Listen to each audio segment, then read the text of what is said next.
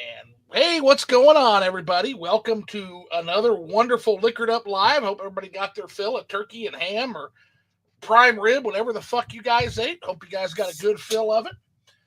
I am here drinking a nice craft brew with Mr. Disbearity. I'm going to turn it over to him, let him tell you a little bit about himself, where he can find you, and most importantly, what the fuck are you drinking tonight, man? Yo, what's up, everybody? It's me, Disbearity here, y'all. This is my second time coming on here, So if y'all want to know a little bit about myself, I call myself Disparity RTS, TBS, RPGs because those are the genres that I love to talk about and I love to play. Because I feel like that when it comes to gaming wise, we got to discuss more what we enjoy. So that's what I enjoy. So you guys can find me on YouTube, on Twitter, on TikTok. I'm barely on TikTok, but I'm there. Same thing with Twitch too. So y'all want to look, you definitely can. And when I'm drinking tonight, I just got back from drinking a little bit of liquor, but Nice. so I don't remember what I was drinking, but I got me some water for right now. I need to swallow it down some water. Hey, drinking champions, man. That's yes, sir. In fact, funnily enough, that is the number one guest drink on Liquored Up Live is water. Mm-hmm. So, hey man, well, other than that, I am. People call me Zoo. I run the. I'm just a humble bartender here at FlippingTheS'Wit channel. I also have a new effort called Switch After Dark, which is finally getting back to doing reviews of games. It's going well. It's going pretty well. I'm overall pretty happy with them. So. Very nice, sir. Other than that, I go by many names and terminology, such as some fucking old man, the last cool kid on the internet. I've been called. I've been famously told I am not 6'1". We had a Giga Chad tell me that somehow he's also psychic. I'm not 6'1" like that. Hey, who would have thought? Like his pussy slaying asses. We've had thought, man. So I have fun on Twitter, and most folks that are here know that. I have fun doing reviews and doing these Liquored Up Lives. So I guess we'll start because it's ongoing as we speak. It's the slow-moving train crash of a disaster called WWE. Yes, sir. And we have Survivor Series going on right now. So I didn't buy that pay-per-view. I didn't subscribe to the ESPN Plus. I'm not paying money to watch this shit. Yeah. But I'm watching. I am a fan of wrestling. I've always been kind of a fan of pro wrestling in the background, kind of a closeted fan, right? Yeah. And so I'll kind of glimpse at what's going on, even if I don't watch the shows anymore because the shows are terrible now. Yeah. And I get that. This Survivor Series might take it for me. This might be the moment where I just tune out for good. Now why is that? I mean, you're gonna tell us why is that? Yeah. Well, it's hard to pinpoint. Like if we wind the clocks back to last year, right? Like WrestleMania last year with Roman Reigns versus Cody Rhodes, and it was just the culmination of like 40 years of fucking storytelling between these two wrestling families. Yeah. And absolutely incredible moment. Like you're talking long-term storytelling that can only be done in the wrestling format because there's this great video iPatch Wolf put out called The Unreality of Pro Wrestling. And it kind of looks at the fact that there are two parallel stories going on at once in a wrestling storyline. There's the Roman Reigns and Cody Rhodes, which are the fake in-ring character personas of Joe Anawahi and Cody Rhodes, the real people, right? Yeah. And wrestling is the only story format that is happening, both fictional and non-fictional, where the participant is aging and fans are reacting to those stories in real time. Okay. So while the fictional character of Roman Reigns is aging, if a week passes for Roman Reigns, a week is also passing in real life for Joe Anawahi. And it creates some really, really compelling characterization. It has some incredible storytelling potential. So a good example of this is Roman Reigns showed up and he was pushed heavily by WWE, but he was seen as like a fake manufactured champion that nobody wanted. And so they booed him. They rejected him. Yeah. And so then he left. He comes back as a maniacal, conniving heel who rejected the fans the same way the fans rejected him. And the audience loved him for it. And so that is the real life story surrounding what happened to Joanna Hawaii, the person, informing and reflecting on the fictional character of Roman Reigns in the actual wrestling storyline. Okay. So that's the kind of stuff that can uniquely be done with pro wrestling. And we watched that culminate in one of the greatest WrestleMania matches of all time. Not last year, sorry, 2023. Yeah. So 2 years ago. We watched that culminate. And ever since then, or no, it was 2024. Okay, so I'm getting my things tuned up. Oh, good, good. Yeah. Ever since then, we have watched the absolute systematic destruction of all of that intrigue. Ever since Cody won the title. And they're doing John Cena's farewell tour. So brass tacks, let me get to what I'm talking about here.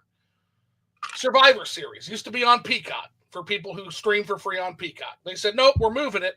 Now you have to have Peacock if you want the backlog. You have to have Netflix if you want Raw. You have to have like the USA Plus network if you want SmackDown. And if you want the pay-per-views, you now have to buy ESPN Plus. I feel so sorry for you wrestling fans out there. It's ridiculous.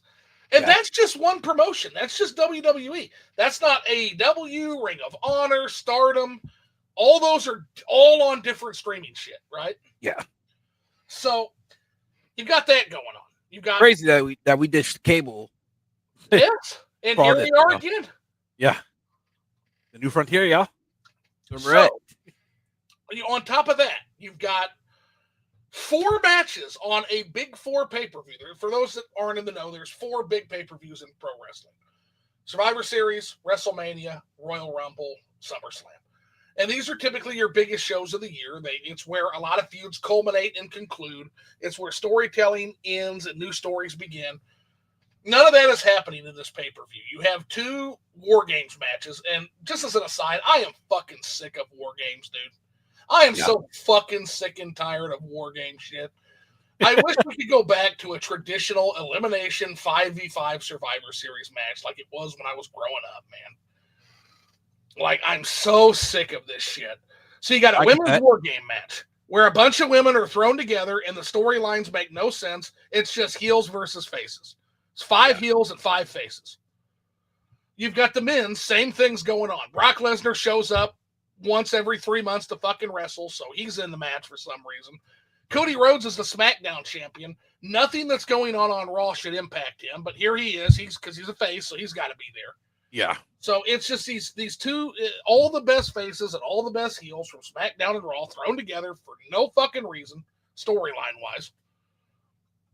That's happening. So there's 2 of your matches have absolutely no long-term storytelling in the medium being done. Yeah. Then you've got the John Cena farewell tour happening, where John Cena, they just gave him the fucking Intercontinental Championship like 3 weeks ago. He beat Rey Mysterio for the belt, and now Dominic Mysterio gets the fucking belt back, literally with a back-to-back loss for John Cena during his farewell tour. Wow. So he just pinned John Cena tonight and got the belt back that John Cena just fucking gave him. Or that he just gave John Cena. And so that was literally for nothing, and now we've wasted 2 slots. This guy has like 3 or 4 fucking matches left, dude. Like his last matches, this is like his second to last match. And yeah, if you want him to wrestle Dominic Mysterio once, cool, that works. That's fine, man. But now we're wrestling Dominic Mysterio again, and he's dropping the belt that he just fucking won? Yeah. What is going on? What is happening with this writing? You know? So there's that. And then you've got Stephanie Vacher, which is an up-and-coming women's wrestling star. And she beats Nikki Bella, who's like 50 years old now, who's back for no reason, and betrays her for no reason. And the storyline hasn't gone anywhere. From what I've heard, again, I don't watch the shows anymore. Like literally, I have Netflix, so I fast forward through Raw every Monday. You just keep up. There ain't no fucking way I'm sticking around for a 2-3 hour show of this shit, and just filled with ads. Just filled with ads, man. I believe in you. You can't sneeze without an ad showing up on these shows. Yeah. There's more ads than there's fucking wrestling now. Dude, I'm telling you, man. Yeah, it was like modern day, shows and shit. Dude, ads every you get 2 seconds of show, 20 minutes of ads. Like It is insane, dude. So my hope is that UFC fares a little bit better. Let me see the UFC card coming up. Like that crap is insane. Let's like, see. Let's see if they can outdo wrestling on the amount of matches, real quick. Let's see. Yeah, we got Justin Gaethje and Patty Pimblett, and then Kayla Harrison versus Amanda Nunes. Okay. For UFC 34. And then there's 1, 2, 3, 4, 5, 6 undercard matches. So yeah, like no wonder nobody fucking watches boxing and fucking wrestling anymore, dude. It's no fucking wonder. There's no goddamn reason to watch this shit anymore. Not anymore, dude. No purpose. Everything's over at UFC now. And by the way, that's real fucking fighting too. It just sucks because it doesn't have the storytelling potential of something like wrestling. It has very real, very raw, very human stories. But it's not the same thing because it's not scripted. There's just not there's certain storylines that just can't be told with that. Yeah. So that's why I respect wrestling as a unique story. I understand that. It's just not fucking. It's just not doing it, man. But again, it just goes with the enshittification of everything that's happening. Literally, which brings us to gaming, right? Yes, sir. So Expedition 33 is going to win Game of the Year. I'm sure you've got some opinions on that as a JRPG gamer. Yeah. Sadly, it is, but it is what it is, though, man. Like, look, if that was people's first RPG, cool, whatever, enjoy it. But the game is not. It's nothing. What do you call? It's not noteworthy. Like I like to call it mid Expedition 33 because that's what it was. Because I'm like, here's the thing: when it comes to like video games that I enjoy, right? Yeah. And the story is so good to the point where I can remember it to this day. I could talk about it like freely. And that's a great fucking phenomenal game for me. Expedition 33. It was I get it. It was a game about depression, and moving on. Yeah. But at the end of the day, like, I expect that story to go more deeper than what it was. Like, honestly, it just came to me like little girl sad that her brother's gone because XYZ. I thought it was going to enter like this grand story on how there was a war going on between the painters and stuff, and then it kind of gives a little backstory about how her brother died, so on and so forth, a little bit further. And I was like, this shit is just boring. Like when I got towards the end of the second act onto the third act, I was just bored of the game. I was like, I'm ready to get this game over with. Like I don't see like the appeal, like because eventually the game just becomes, it does just become dodging simulator, because once you learn the enemy, patterns or whatnot, it's just that's just it. There's no depth to it, at least to me. Now because I call it mid Expedition 33, it's not a bad thing. I mean, it's a good 7 out of 10 game in my eyes. So opinions are subjective. So in my eyes, but like other than that, like, I just played better. But besides that though, I feel as though all Game of the Year picks were terrible. That's why I don't really care for Game of the Year. I don't either. Because, they're just because they're terrible picks. They're safe picks or whatever, and they're called it's journalistic picks basically. That's really what it is. It's all journalistic picks. I don't hear like no one talked about Hollow Knight Silksong past 1 week. No one talked about Hades 2 like that. I keep seeing people bring up Expedition 3. I keep seeing people bringing up Kingdom Come Deliverance 2, which I did beat, and that game took me about 117 hours for the main storyline, by the way. And that's just, actually, I'll take that back. I'll probably say 105 hours. It's a big game. Because some of that is just AFK, I have to step away for a bit or whatever. But for the most part, though, that game was phenomenal. And any game had to be on that list, at least to me, was Split Fiction into fucking whatchamacallit. Now, I know that a lot of people like JRPGs and stuff like that, and they all were talking about Trials first or whatever, the remake or whatnot, how that game should have been picked. And I can't really put a finger on it because I haven't played the Trials series yet, Right. That entire game series is a little bit expensive for my wallet because they barely drop down in price. So they're pretty expensive in my coin purse. Like, right, but it's a remake. Should a remake be able to win Game of the Year? Apparently, yes. Apparently, they made it into a rule or something like the rule set or something like that. Remakes and DLCs are able to become Game of the Year. Apparently. So, what an incredible time we're in. What a fucking incredible time we're in. And yeah, and don't get me wrong, like we had a lot of incredible games come out this year, but like I said, when it comes to Expedition 3, I barely remember the story because it just wasn't memorable for me. It just didn't do it. Like I could tell you the main story of Final Fantasy X. I can tell you the main story of what do you call it? Infinite Wealth? Not Infinite Wealth. Well, actually, I can't tell you Infinite Wealth. I can tell you both Yakuza games, Like a Dragon and Infinite Wealth. But because the last 10 hours of Infinite Wealth was pretty bad though. I didn't like the last 10 hours. It just fell flat.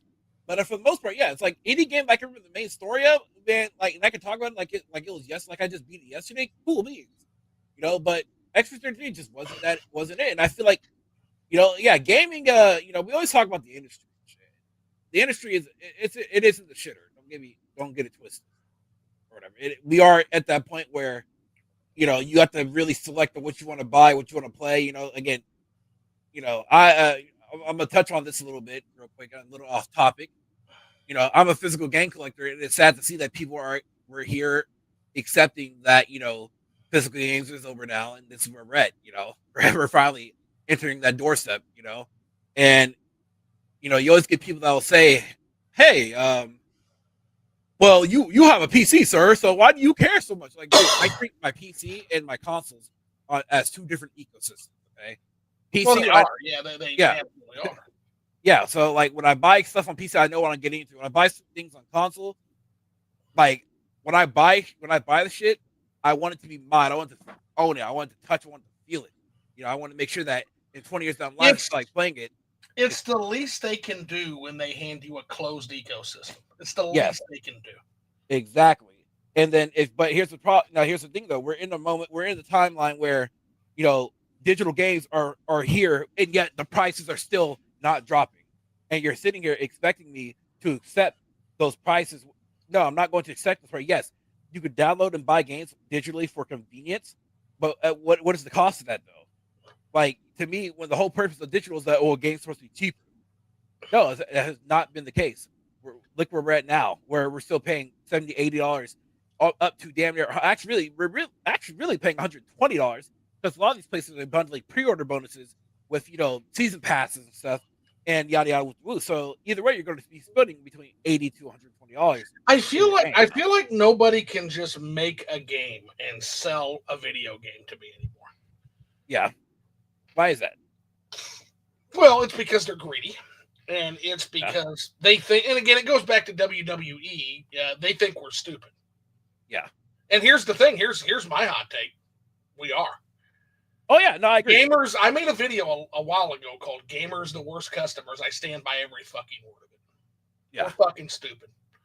And because gamers are so fucking stupid, and because they're such bad consumers, we get what we deserve, honestly. Like, you're right. We do. We deserve. You're right. We totally fucking do. Gamers are fucking. I'm gonna say it. They're fucking retarded. They really are. A lot, and like instead of just, yes, I get it. There, we all have the gaming woes. Like my whole thing is this. When it comes to gaming issues, right? You can be nuanced and give out your criticism without going down certain rabbit holes or certain pipelines. A lot of gamers, they don't go down that route. They go down a totally different route. Now, anywho, though, there's a lot of things that we could talk about, like in terms of gaming as a whole, or certain sectors or the industry, or whatever. Right? We can talk about the industry. A lot of things that gamers complain about are minuscule versus what's actually going on within the Western industry. Now, the Eastern industry, Japan, so on and so forth, they're doing quite well because they're doing what gamers want, in a sense, like what people want. And the Western, I mean, the Eastern games are doing fine when they're not trying to undress underage girls, which is, I don't know what is going on, but that seems to be a fucking plague. Did you see the big argument I got into with? It was over on Koei Tecmo's Fatal Frame 2 post. Yeah, I got that. All I said was that there's the protagonists of those games are 14, dude. Yeah. And people like screaming about censorship, about why aren't they where is their bikini outfit? You need to add their bikini outfit back. And I'm like, bro, she's 14, bro, she's 17, bro, she's 17. Man. It's like I tell people, it's like, look, I like the Goon too. don't get it wrong. But like, there's a certain limit of gooning that you got to understand, man. Like, that's just, and that's the funny thing. But like I said, like to me though, yeah, Eastern game devs, that's their thing. That's their thing. And what a lot of people say, man, we need to turn gaming back to what it was 20 years ago. Well, sir, Japan, China, Korea. Well, guess what? They've been doing that for the past 20 years. The good thing too is that they're not doing it by having bloated budgets. Their budgets aren't bloated. Where it takes 5-10 years. I'm sorry, about 3 to 5 years to come out with one game. Or at least they give you multiple games per every 2 to 3 years, which is freaking phenomenal. While we have this Western game dev kind of situation where we're getting these games we're getting 1 to 2 games maybe from Sony. We're getting elite. Let's see what a couple. Well, this year is actually a great year for Microsoft. Truth be told, Microsoft gave us a wonderful selection of games this year. But people will be mad at Microsoft for various reasons. For I don't know what those reasons are, but people are pissed off at Microsoft. And then you have Nintendo doing Nintendo shit. So all these corporations. Well, yeah, again, Nintendo's a whole nother rabbit hole. But exactly. Now, Microsoft, I can't really tell you I'm mad at Microsoft. I don't give Microsoft a second thought anymore. There's no point in me wasting any energy or time on Microsoft. This is why I tell some of Player Essence's community, because they're like, man, you're hard on Nintendo. Yeah, it's because I play on Nintendo. I'm not hard on Microsoft because Microsoft might as well not exist to me. Yeah.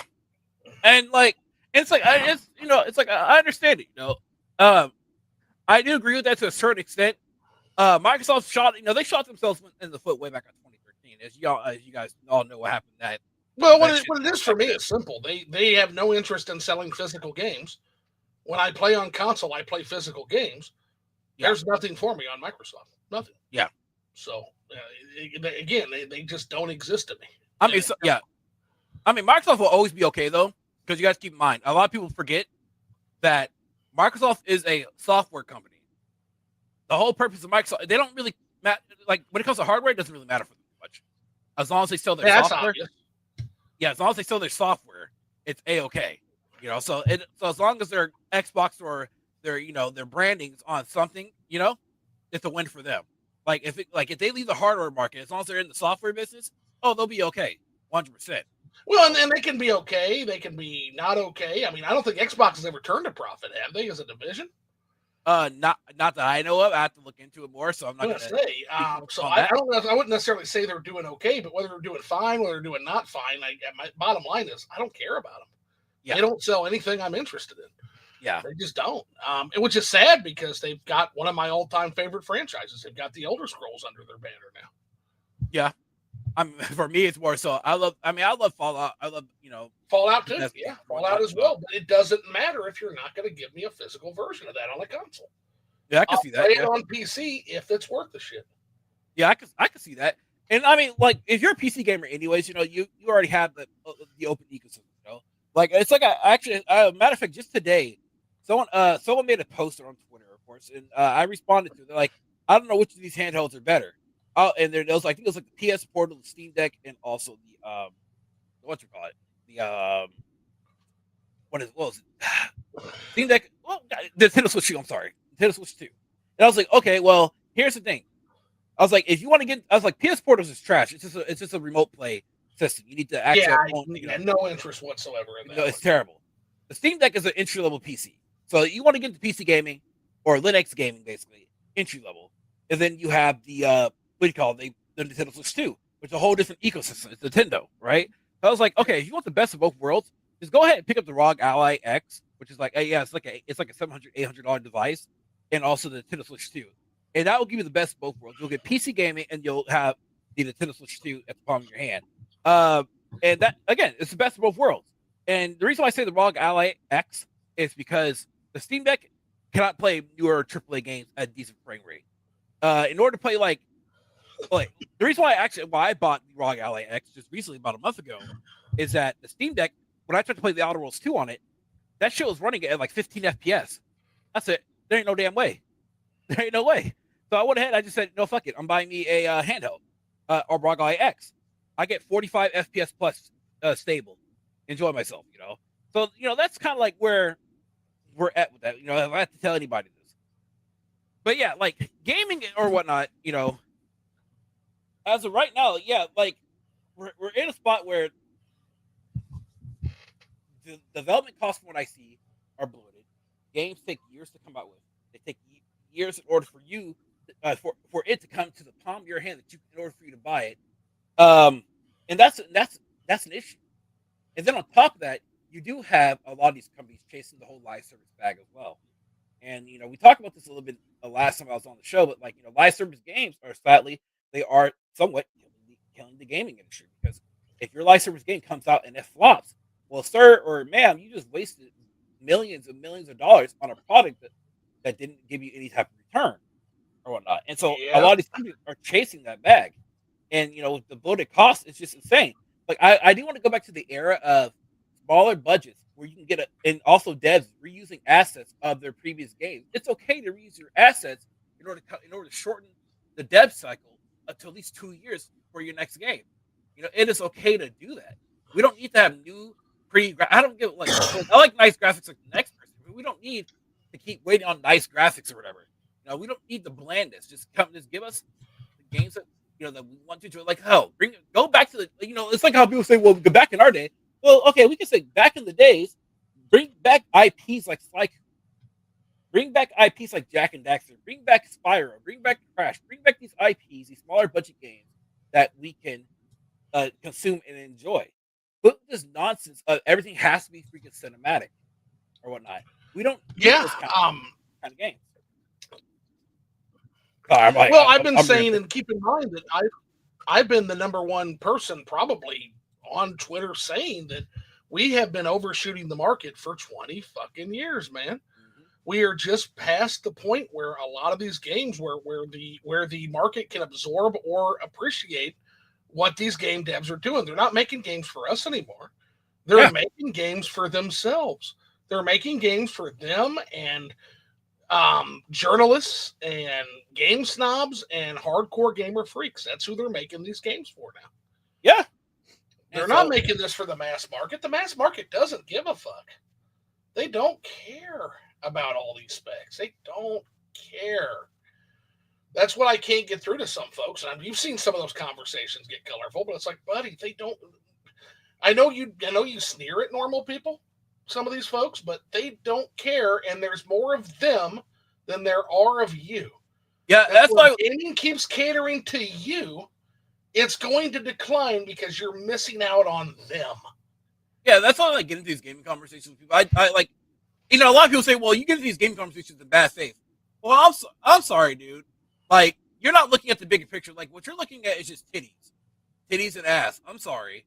Also, I just want to point out that gamers like who I'm talking about come with stigma that makes the rest of society run away from gaming. Mm-hmm. And you can see that too. Some of these guys that we're going to be talking about, they come with stigma, man.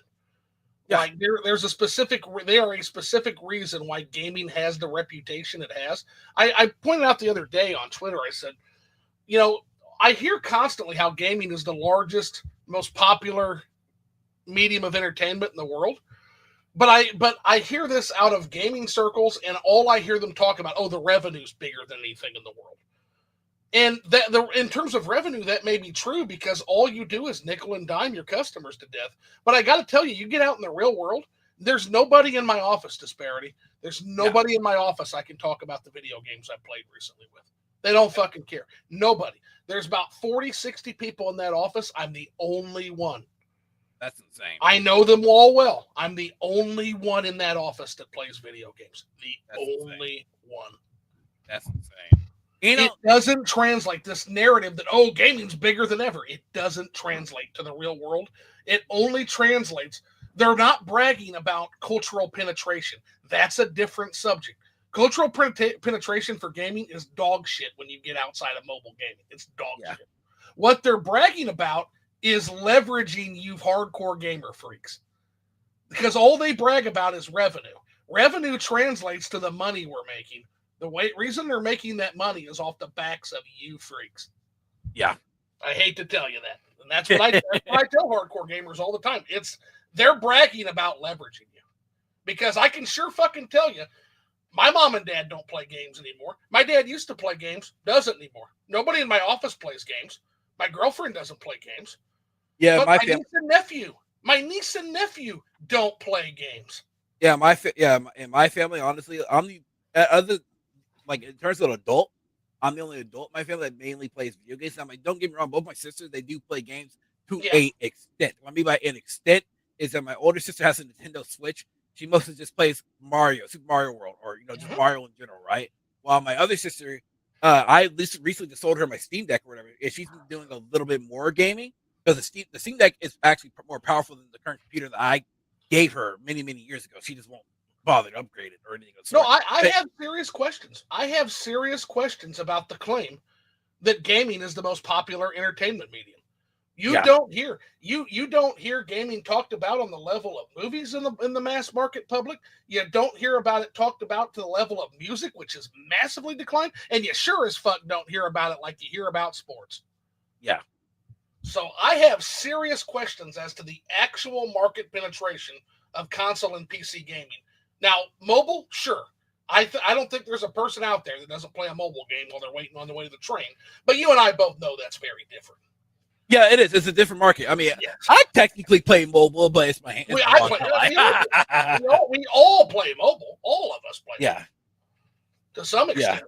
But in terms of your traditional console and portable and console gaming, I think the revenue's up because I think that they are leveraging and abusing their customers. I don't think the revenue is up because of mass market penetration. No. Again, I don't talk to gaming. It's hard. There's a reason why we all seek each other out on Twitter and not in real life, because there's not that many of us in real life. Yeah, and it's easier to talk shit to people on Twitter to get that too. Across. Yeah, that too. I don't know, man. It's like, I tell people all the time, like when it comes to games, right? Yeah, I mostly play PC games, right? That's what I do. That's what I love. Whatever. Yeah. Or whatever. That's actually why. Like what I'm playing right now is, and that's one thing. All my games have something in common. They made a video game and they sold me a video game. Yeah. I've reviewed 4 games so far. I'm working on my 5th review. I have reviewed Captain Toad Treasure Tracker, Princess Peach fucking Showtime of all fucking games. How was that game, by the way? It was good. It was good for I wouldn't call it a masterpiece. I think the word masterpiece is massively overused in game reviewing. If everything's a masterpiece, nothing's a masterpiece, right? Yeah. It's no masterpiece, but if you appreciate the character of Princess Peach and you appreciate the evolution of that character over time, you're going to have a good time with Peach. It absolutely nails what is fundamental to her character, which is she can reverse dark magic. She has that classic princess trope that she's the character that can reverse dark magic, and her entire point in that hotel is taking on aspects of the different actors in order to reverse the dark magic that has been befallen that stage. Okay, cool. And it's really good. So I've done Princess Peach Showtime, Captain Toad Treasure Tracker, Luigi's Mansion 3, and Super Mario Odyssey so far. Nice. And I love all 4. I didn't use the word masterpiece for any of those 4 games. And now I'm playing Donkey Kong Country Returns. It's also very good, but it also doesn't get masterpiece designation. Yeah. I haven't played a masterpiece that I've reviewed yet. That's another thing I love for reviewers to get away from is calling every fucking game a masterpiece. I think masterpiece should be reserved for very special games. Now, I don't know. Like, take Expedition 33. I don't know that it's a masterpiece. I actually don't know anything about that game. I don't tend to look up or research games that I can't or won't play. And I can't or won't play Expedition 33. My PC can't run it. It doesn't seem like it's coming to Switch. So, yeah. And I get that. That's understandable. And that's why, and that's why I tell people, look, masterpieces, if we're going to use that word in this respect here, masterpieces to me are games that I can literally remember. Games I can talk about for days. Yes. We can talk about. So that's what a masterpiece is. The last masterpiece I played was Mass Effect Trilogy. That was a good one. That's the last game I would actually give the designation of masterpiece to. And keep in mind, I played it 2 years ago after all of the fixes were in. Yeah. Okay, that's fair. That's fair. For me, it would have to be Like a Dragon. Or not, okay. That came out 2020, if I recall. I mean, it's very few for me. And these are I'm gonna recall the most recent games, right? So Like a Dragon, Infinite, what do you call it? Horizon Forbidden Dawn and also Forbidden West. I enjoyed those two games. Okay. And I also enjoyed Days Gone, where I can actually remember. I actually put what I mean, and when I enjoyed this, I sat there for days, nonstop playing with them, and I never got, and I never like that. They were the only games I played. Same thing with Kingdom Come Deliverance 2. Yeah.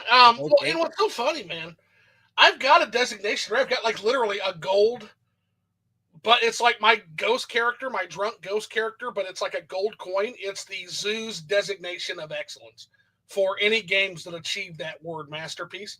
I've yet to find one. People are like, oh, you're playing the Donkey Kong games now, Tropical Freeze or Bonanza, surely. Nope. Again, we should be picky with that word. And Bonanza's great. It's really great. It's really, really great. So it's not a masterpiece. You know, it's funny. I just like when it comes to Nintendo to a certain degree, Nintendo gets like the pity reward. It's a lot of their games or whatnot. Like Nintendo games are great, but the question is, are they masterpieces? They might even be great, but masterpiece? Fuck! What was the last time Nintendo made a masterpiece? I mean, they'll always bring up what do you call it, Tears of the Kingdom and no, not Tears of the Kingdom. Fuck, not Tears. Breath of the Wild. I would say yes to Breath of the Wild, no to Tears of the Kingdom.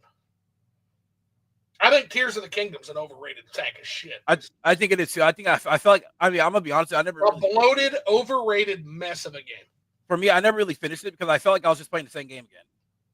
Not only the same game, but a game that takes away the solitary charm of Breath of the Wild. There's too much shit going on.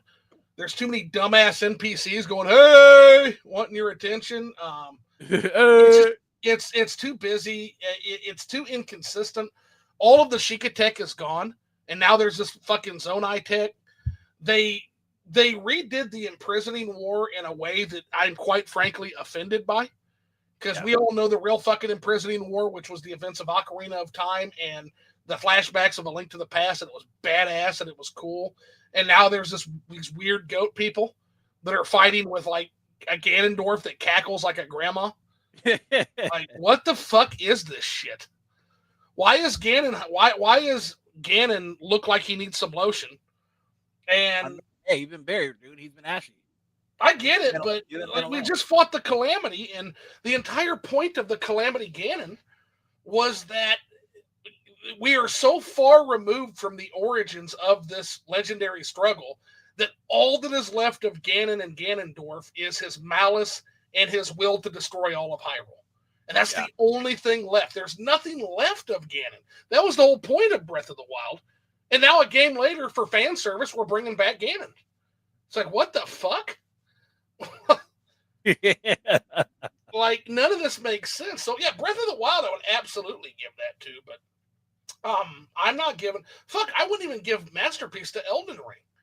But I would give it to Dark Souls 1 and Bloodborne. Okay, I can see that. Elden Ring is really cool, but it has its problems. Repetitive bosses, repetitive dog shit throwaway mini dungeons that repeat way too fucking often in theme. I enjoyed Elden Ring. I mean, look, I beat Elden Ring. I love it. I beat it twice. I gave it a lot of time. I beat it twice. Yeah, it's got its issues though. I fought Millennia, beat her, kicked her ass twice. So but I enjoyed it though. Like I'm not like. To me, I'll admit I don't remember the story because those games they kind of like I remember some of it, but they don't like really piece together the story. Like you actually have to watch like a lore video in order to like someone who does like the natural deep dives and shit like that in order to get the story. And that's the other thing, by the way, the fact that they had George R.R. Martin writing that when his fucking fat ass should probably be over writing A Song of Ice and Fire and finishing his goddamn book. And the output of that storyline was, quite frankly, sloppy to me. Mm-hmm. A story like Dark Souls and the lore of a game like Dark Souls is much more open to interpretation and yet also somehow much tighter than something this legendary fucking fantasy author writes. Because the legendary fantasy author doesn't have to work on his art, on his form anymore, on his work anymore. Yeah, he needs to go get to work on fucking A Song of Ice and Fire. He needs to finish Winter. He can, the day and age of AI, he can literally just let AI write it for him. calling it. Well, he's literally one of the people suing him because they're trying to finish his book with that. It's like, your stupid ass isn't going to finish the book. Someone has. You're working in Hollywood and video games. You're writing everything but the win's a winner. You're working on everything but your book. So we're just gonna let AI finish your book. Yeah. Now it'll be dog shit. That's the thing. But you know what though? For the most part, like I said, I don't like. Even we could say this though. Now you can agree if you're not. The industry, gaming as an industry, yes, is dog shit. Within the Western industry, for the most part, it is very much in the gutter. It's dog shit.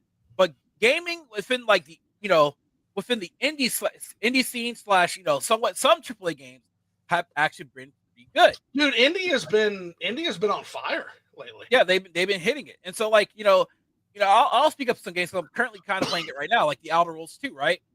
I like Obsidian. Obsidian games are pretty great. They're not super masterpieces, because people always like to bring back, what do you call it? Fallout New Vegas Obsidian. Which by the way, there's another masterpiece right there. Yeah, and that's a great game. Avowed and what do you call it? Outer Worlds 2 are great games in their own right. Because you know what, these are two new different IPs, which is what gamers should be clamoring for that shit. Truth be told. 100%. Right? And I think gamers, and that's the thing too, if you make a masterpiece, it's almost a curse, right? Yeah. Because then gamers will never let you forget it, and they expect you to produce a masterpiece constantly, and that's just not feasible, and that's not fair. It's not fair to expect Obsidian to produce a Fallout New Vegas level event of a game every single time. In fact, if they never do it again, I wouldn't be surprised. That is a once in a generation game. Yeah. What the fuck do you expect? Like that's an inhuman level of skill and talent. Yeah. And so that's the thing. It's like, this is what I hate about retarded modern day gamers. Is that y'all sit here and you say, I want new IPs. Well, okay, they give you new IPs and try new things out. No, this is not what I want. I hate it. Okay, game dev remasters old game. Oh my God, you're remastering old game? Why are you remastering old game? We want new IP. Okay, then what do you want? So what's going on there, that's a great point. And I actually think what's going on there is I think that is general free-floating frustration with their hobby, right? Yeah. So sometimes when we complain, we're not complaining about the things we're actually mad about. We're just complaining because something on our body hurts. You ever go to the doctor because something hurts? You don't know what's wrong. You're not a fucking doctor, but something hurts. Yeah. And you just want that to stop. That's kind of what I feel like is happening here with that kind of free-floating complaining, and not being able to, not being able to diagnose what you want. Same way a person who's hurting can't necessarily diagnose why they're at the doctor. Great example. Yeah. When Zelda the Wind Waker came out, I'll never forget this. Everybody screamed about the fucking art style of the game when they played it.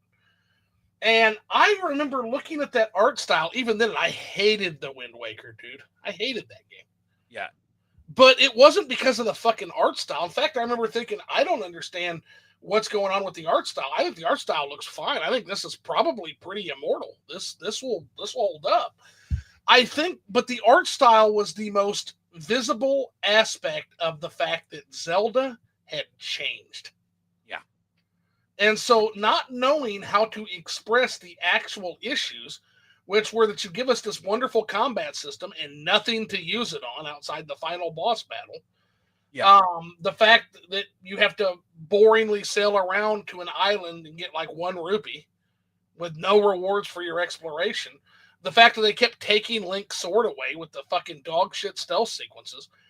I think that the fucking asshole NPCs that you had to deal with on a constant basis, I think those are much bigger problems than the fucking art style. Yeah. And I think that people didn't know how to express that. So I think people naturally have an easiness bias. So people are not only going to work as hard as they have to. And so what do? They scream about the art style because it's the easiest, most visible thing they can scream about. They say, I'm not happy with Wind Waker.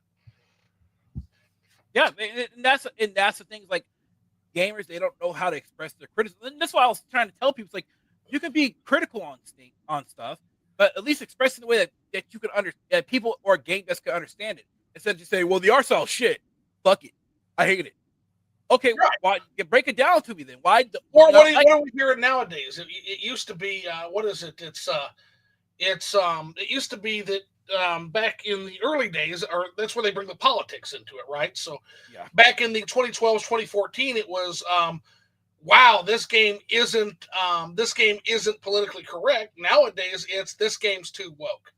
yeah, Like, yeah. bitch, you don't have a problem with the game's wokeness or lack of quote unquote wokeness. Well, This is an easy thing for you to scream about of general unhappiness. and This I is was, you having yeah, an ache in your side and not knowing what the problem is. and I was actually speaking about this to my viewers today on stream today. I was Yeah. speaking about this because we were like towards the end of it because I was like, look, man, as a black man, I never really complained about playing white characters all my life.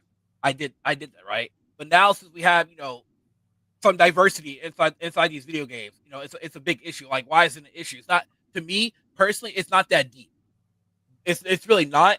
But what it is, though, at the end of the day, is that gaming has been co-opted by political people who are also quote unquote racist people, because what they do is that they use gaming as a shield, or not. They say, because they pull out their opinions, right?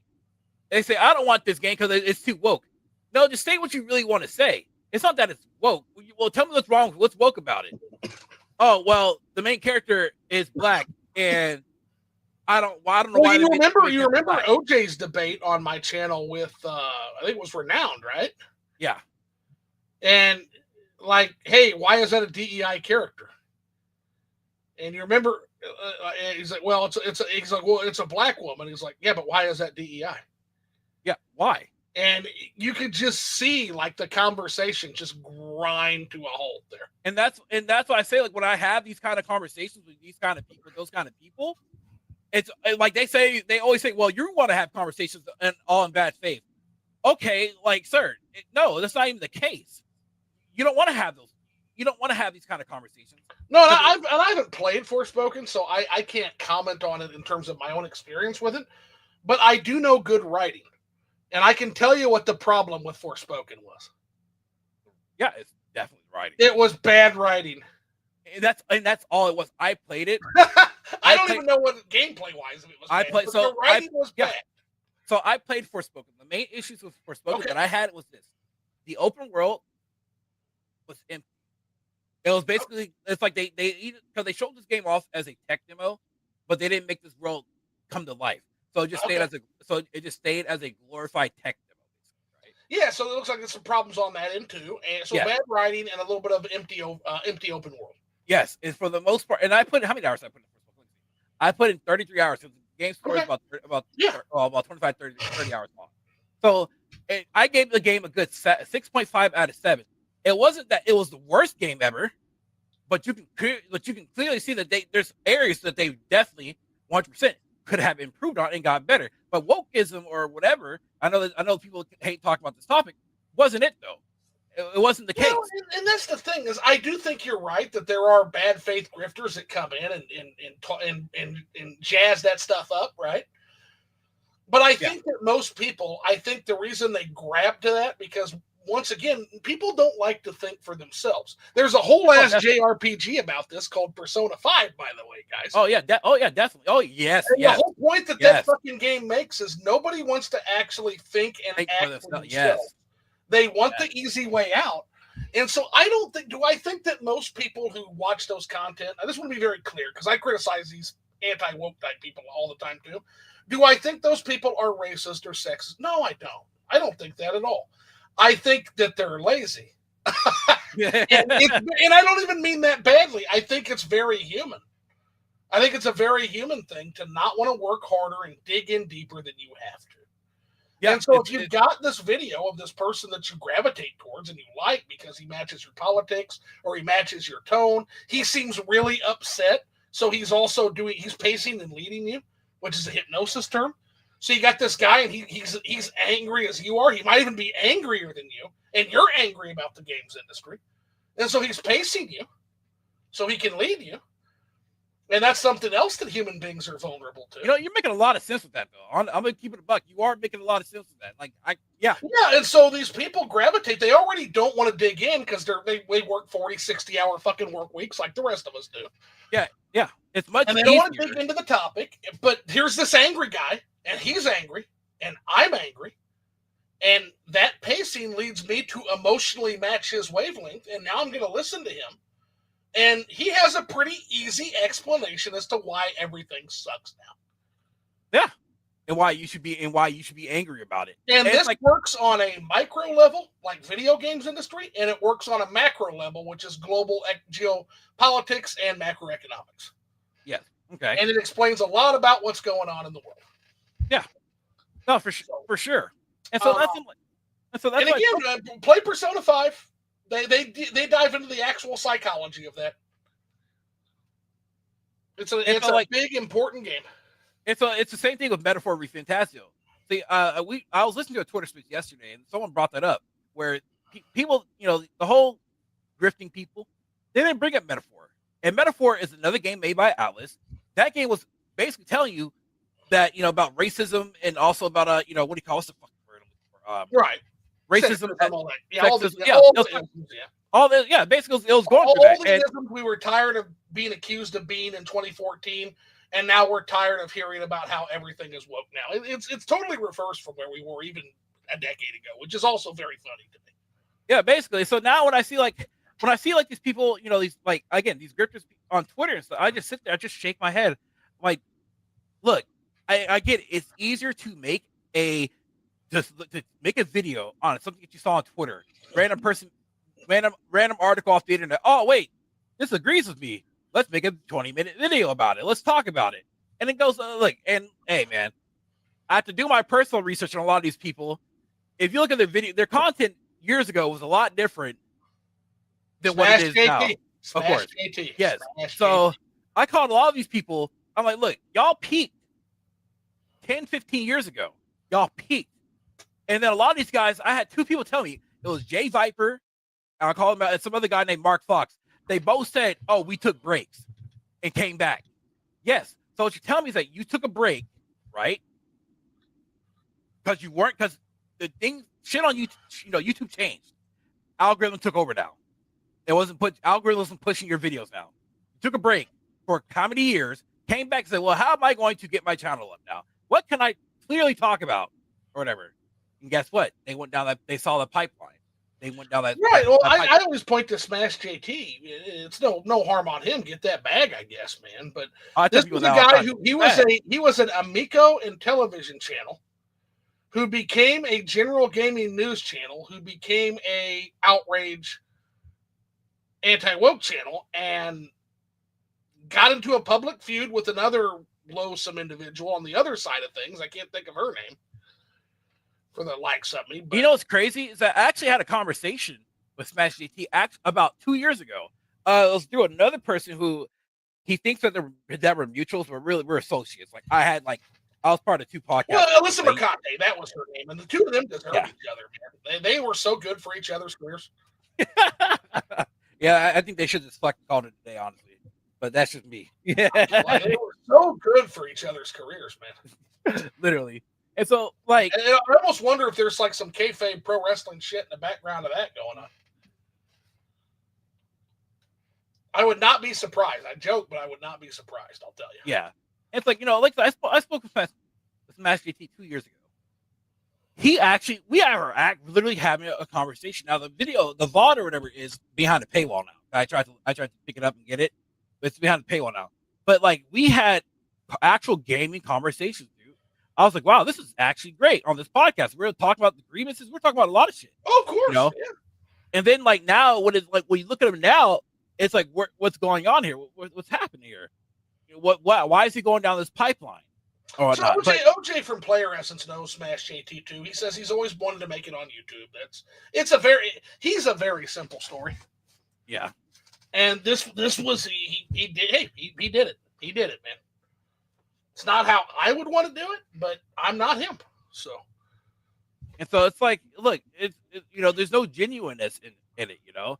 not about being genuine anymore. And that's I'm like, look, you can speak it like. Well, YouTube does that to you. I mean, Well, I think it's not even just YouTube. It's just monetization in general. When anything that has monetization in it, it makes you a different person. Like I get it though.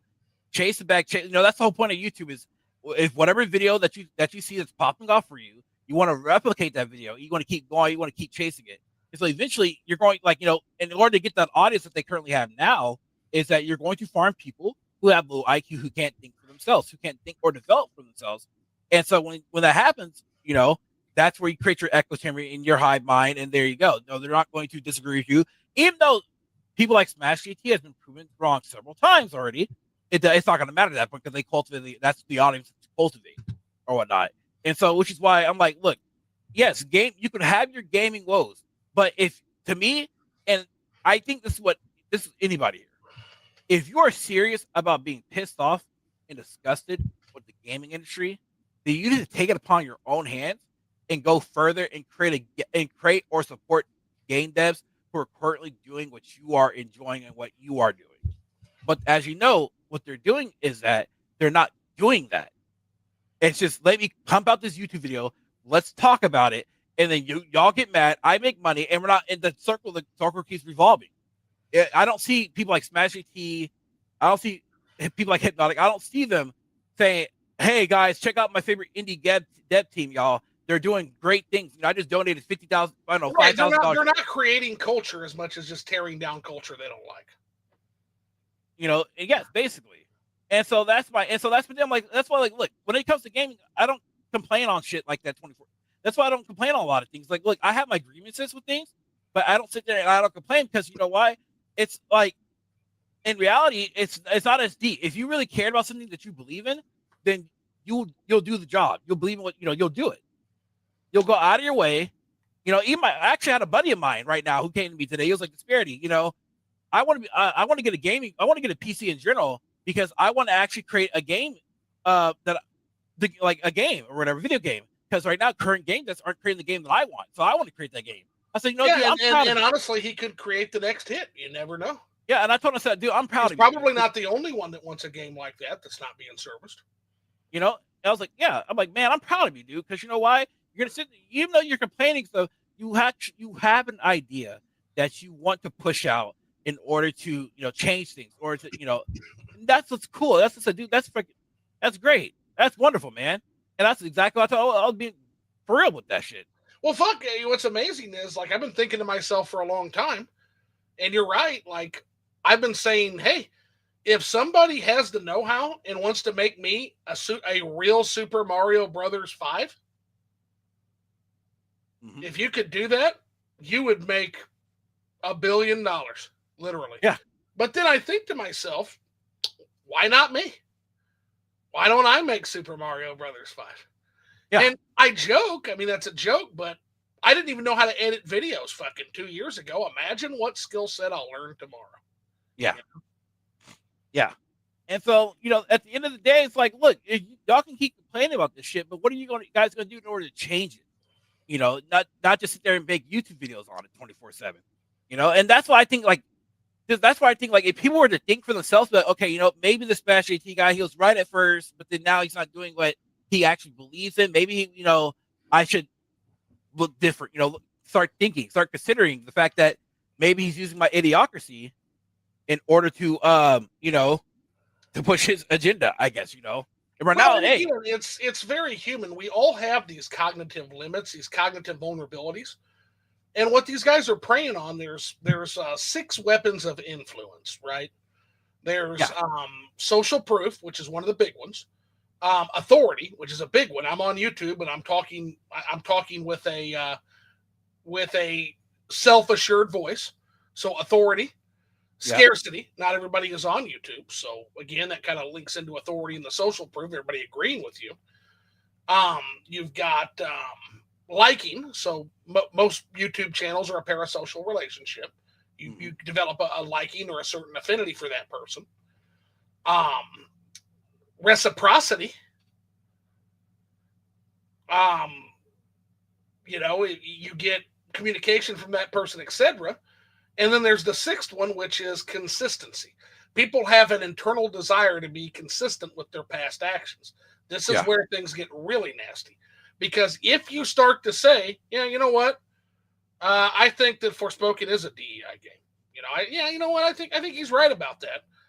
Now, in order to be internally consistent and to not go into cognitive dissonance, future actions and thoughts will reflect past actions and thoughts. Yeah. That is actual psychology at the root of this kind of stuff spreading, man. Yeah. And so I've often said human minds really weren't built with all of our cognitive vulnerabilities and our tendency to hallucinate. The worst thing that could happen to the human mind was social media. It's the worst possible thing that could happen to our brains. Yes. And that's why I agree with certain people. Like, look, social media just got a certain group of people to be heard. A lot of these people, I just call they're just basement dwelling trolls. Oh, it's everyone, man. It's literally, it's all of us. If you think you're immune, you're probably more impacted than the people than if you don't think you're immune. If you're aware of those 6 weapons of influence, which most people aren't. Yeah. It's important to be aware of that because all 6 are running on full cylinders on places like Twitter. Places like and that's why I say, hitting you with all 6 at the same time. And there's nobody, there is no way that you cannot have watched enough seasons of Rick and Morty to withstand that assault on your brain. It's not happening. As I said, man, you're not smart enough. No one is. Like Twitter, yes, it's not real, people. It will never be real. But you know what though? It's where we can speak our voices out in the void and hopefully get someone to listen. Well, here's the motherfucker about humanity. Well, here's the shit sucker about humanity. Humanity has the power to hallucinate and then to make those hallucinations a reality. It's one of the most human things. It's one of the superpowers that collectively human beings have. Yeah. And so if enough people hallucinate something, it might as well be real. Wow. Because it's going to have a very real impact on the world. There's a great book called Sapiens by Harari, is I think the name of the author. Yuval Harari. And one of the things he talks about is that, we live in the world of the real and we live in the world of human potential and hallucination. These are 2 worlds that intersect. And so the real world has things like rivers, lions, and air, right? Yeah. So those are very real things that we have to interact with in a very real way. But human beings invented things like governments, corporations, and religious institutions. These things are not fucking real, Disbearity. Not in terms of the natural world. Countries, religious institutions, and corporations are made up hallucinations by human beings. Yes. We made them the fuck up. We literally made up America. We made up England. We made up Nigeria. We made these things up. Somebody made them up, and the rest of us shared in the hallucination and said, yeah, that sounds like a great idea. Let's all band together under the banner of America, or let's all band together under the banner of Widget Corporation, right? Yeah. And so he said, amazingly, human beings' ability to hallucinate and project those hallucinations has become so powerful that the made-up things like nations, religious institutions, and multinational corporations are now having a very real impact on real things like lions, water, and air quality. Yeah. That's to the point we're at now. Our hallucinations are changing the world. Oh, man. So there's a big brain mind fuck for you. No, honestly, it really is. So honestly, it's almost too much to think about. It's like, holy shit, man. Yeah, man. And so that's like, but it explains what's happening in gaming, just like it explains what's happening to our global ecosystem. Right? I mean, it is happening also in entertainment too, of course. Where I feel like now this game, of course, is part of this entertainment. People are overanalyzing shit. They're not enjoying things. Like, look, again, you can have your criticisms on things, but it's like, guys, we're supposed to be here just enjoy life. Like when you disconnect, that's all I'm trying to say. It's like when you disconnect from online, you look at the world in a very different perspective. You need to be enjoying life and enjoying yourself. You know, like I've been watching Stranger Things season 5. I'm not going to spoil anything, but then when I see the discourse online, I'm like, guys, what are y'all talking about? Just enjoy it, man. Like, I get it though. You can say like, you don't like what's going on in the show or something like that. Like, that's fair. But like, quit over analyzing. That shouldn't need to be over analyzed. Quit going like that route. So there's two questions that come to play with something like Stranger Things, right? Yeah. The first question I think it's very obvious that Stranger Things has changed.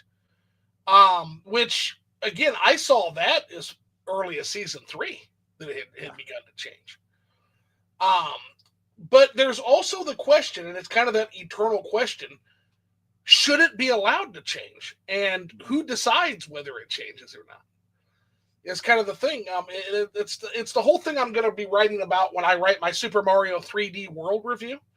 That entire review is going to be kind of trying to answer the question of who decides what a work represents and the meaning of a work of art. Yeah. Does the creator decide that? Or does the audience who has now experienced the art ultimately make that decision? Yeah.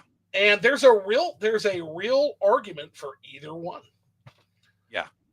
I do respect a creator's ability to create something. And I do respect their ability to take it in a direction we may not even know we want. But that does come with certain risks of alienating the original fans of the work when you do make those changes. And I think that's kind of what's happened with Stranger Things. It doesn't mean that the seasons are shit now. I actually really enjoyed season 4. I enjoyed season 4 a lot, more than any season except 1. Yeah. I'm excited to see what they do with the Vecna concept. But I think we lost the stranger in Stranger Things after season 1, if I'm being honest. Well, I don't think that's necessarily a bad thing. Because I do like what's come after. Aside from season 3, I think that was a low point for me.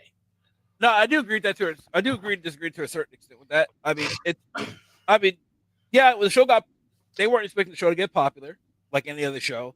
With the show getting popular, you got to, how do you capitalize on, how do you push it forward? And so then, now you got to write new stories, new ideas, stuff like that. Now, some of that stuff, some of the meat in the recipe could become spoiled a little bit, or whatnot, the ingredients could, get mixed up or whatever. But it's not a bad thing to expand on. Now, the problem is, though, it's where in media where it's going on for too long. Because you have to figure out a stopping point now. The recipe's been going, the recipe's been going good. The meal's great, but now you got to land that dessert. How's the dessert going to end? Or how's the show going to end, right? So that's the part where, I'm glad where they're stopping at, like at a season 5, right? That's what I'm glad of, and not just continuing on milking. Now they can milk it further though by doing what? Spin-offs, and doing all that other shit or whatever.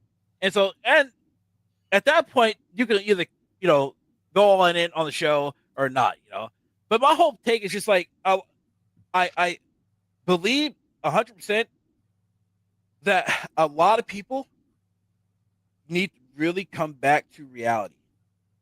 They do need to take a step back.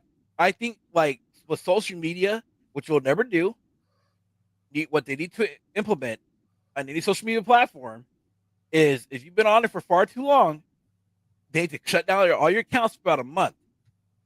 Let me tell you how many people will go through withdrawal without being on Twitter or on YouTube or other platforms, or whatever. It's gonna suck ass, but real life it's real. It's not just all I fake, bullshit, where I'm just like, guys, just enjoy yourself. Like, look, I've been working, now for like the past month and a half, right? Man, since I've been working, I just been focusing on my YouTube. I see some shit on Twitter, and I'm just like, I just shake my head. That's all I can do. At a certain point, you decide you want to bail on the misery and just focus on things you want to enjoy doing. That's kind of what the side channel, the Switch After Dark channel, is about, man. At this point, I just want, I want to get back to doing my backlog, actually playing video games again. That's a novel concept, yeah. And so far, just like it's going well. I've beaten 5 games, moving on to number 6 while I write review That's number good. 5. That's good. Hell, I'm currently on game. How many games I beat? Actually, I've been keeping track. I really need to hit up my Switch backlog because there's a lot of games on my Switch that I was playing Oh, I got 500 on Switch. that I could have stopped, that I just stopped out of the blue. Goddamn. I had about 50, 60, but then I sold like 20, 25. I sold I sold a lot of third parties for the most part because I was building my game PC and I needed some extra Right. my new PC. I just need some extra punch, and I already had them on PC, so it's like, it's gonna hurt that I'm losing my physical copies, but I got the important physical copies here, so I'm okay with that. Yeah, absolutely. I get I got that. I got the important physical, so that's all that matters. So yeah, so far this year I beat 13 games. So there are certain people out there that beat more than 50, I guess. I don't know, whatever. But hey, I beat 13, and look, the way I see it is this. You know, uh, these games that I play, I'm not beating them to just say, "Hey guys, I beat this game." I beat them. When I play them, I actually enjoy them, and that's what I want to do. I want to enjoy these games. Well, I don't. and for me, yeah, I derive meaning from entertainment. I always have my whole life. And I like to see what kind of meaning I can mine out of a game. So, for example, Captain Toad Treasure Tracker to me wasn't just playing a game about Toad trying to rescue Toadette and get as much treasure as possible along the way. Yeah, To me, Captain Toad is a whole fucking meta narrative about, its origins in Super Mario Brothers 2 game mechanics and how that's been taped over and literally lied about by Nintendo themselves, calling that game a black sheep. yeah, And so it's this entire narrative that shows up that this is as close as we're ever going to get to a Super Mario Brothers sequel. Again, yeah, Luigi's Mansion to me isn't just a fun game about Luigi trying to rescue his brother in a haunted hotel. No, to me, it's an entire meta narrative about Next Level Games, a studio that had to work on Luigi's Mansion 3 because Nintendo EPD studios were busy, being handed an IP and just knocking it out of the ballpark. And there's an entire story that happened in the past after the death of Walt Disney. Walt Disney World took a chance on the Haunted Mansion, which was a haunted house ride. yeah, And it was a risk and it paid off, just like Luigi's Mansion. And giving that series after EPD handed it off to Next Level Games with 2 and 3, that was also a risk and it paid off. And so there's a whole ass meta narrative around that, as well as the fact that the entire game of Luigi's Mansion shares design philosophy with haunted house design and how haunted house design works. Same thing with Princess Peach. With Princess Peach, I wasn't just playing a variety action game. To me, Princess Peach Showtime is an entire long-term storytelling about the evolution of Peach's character arriving to where we're at now. yeah. For Mario Odyssey, it wasn't just a 3D platforming game. Fuck, that was my story. It was about how I learned to love 3D platforming by playing Mario Odyssey and how it was the game that finally sold me on an entire fucking genre that I love now. So there's meaning attached to these games, and every person that plays a game will have unique meaning and will mine unique aspects from that game. Yeah. And to me, that's the magic and the potential of video games. And I want to talk about that. That's the art form. That is literally the art form. Yes. Which is why Western, game developers right now, they don't have they lost their touch with the art form because of capitalists, because of businesses. It has nothing to do with wokeism. It has more to do with capitalists wanting to make a profit and chase the bag. That's what it's all about. Or whatever. Yeah. And what meaning is in games such as that? And I won't know because most of those games I won't buy. So if I'm going to play a Western game and it's not called Baldur's Gate 3, for the most part, it'll be an indie game. Like, I'll admit, I haven't picked up all the games this year so far. I mean, I picked up a good chunk. At a certain point where I wasn't working because I lost my job or whatever, and I've started working again. But even then, till this day, I still have not picked up some of these newer games. I still haven't picked up Ninja Gaiden 4. I heard a lot of good things. Haven't picked up Silent Hill F. But does that mean that they're bad games? No. I will eventually pick them up. Sure. Because gaming to me now, I don't need to spend. Look, I got a backlog already. Right. Okay? I don't need to. I'm a patient gamer, motherfucker. I ain't got to spend $50, $70. You know, my friend was like, Disparity, why are you going to spend $70 so you can Game Pass a game? It's like, look, I don't want to Game Pass a game because that cannibalizes sales or whatever, upside games. But like, I'm like, look, what I'll end up doing though is I'll just sit back and I'll wait until the game's on a good sale, and then I'll go ahead and buy it for a cheaper, for a cheaper cost. Because I have a policy which I've been going by for the past 15 years, maybe 20 years. I started PC gaming back in 2008. So let's say about almost 20 years of me PC gaming is that if I only buy video games that are 60, or I would say like this 50 to 70% off, unless it's a game series that I enjoy, I'm okay at buying it at full price. Like something like Kingdom Hearts, Fallout series, but Elder Scrolls, Age Empire, stuff like that. I don't mind spending top dollar. But if it's not a game series, if it's a game series that I like, but I don't like, that I'm not, that I don't, what do you call it? I'll say jerk off about it, then guess what? I can wait for quite a bit until a sale goes down. Because, again, I got a backlog right now that I can currently focus on. We all got backlogs, And so, like, for the people who complain about, these games, not, like, look, it's like, how can I better explain this? You don't have to buy every game that comes out that's hyped up. You don't have to, people. Because when people that do that shit, they end up not liking it. Bilbo, and that's Bilbo, he's in chat right now. Bilbo, because he enjoys Expedition 33. That's his favorite game of all time, apparently. That's a thing between us, don't worry. I saw that. What does AI speaking MFs mean? Can you translate that for me? Bilbo, he's trolling. He's saying that we're AI bots. He's just trolling.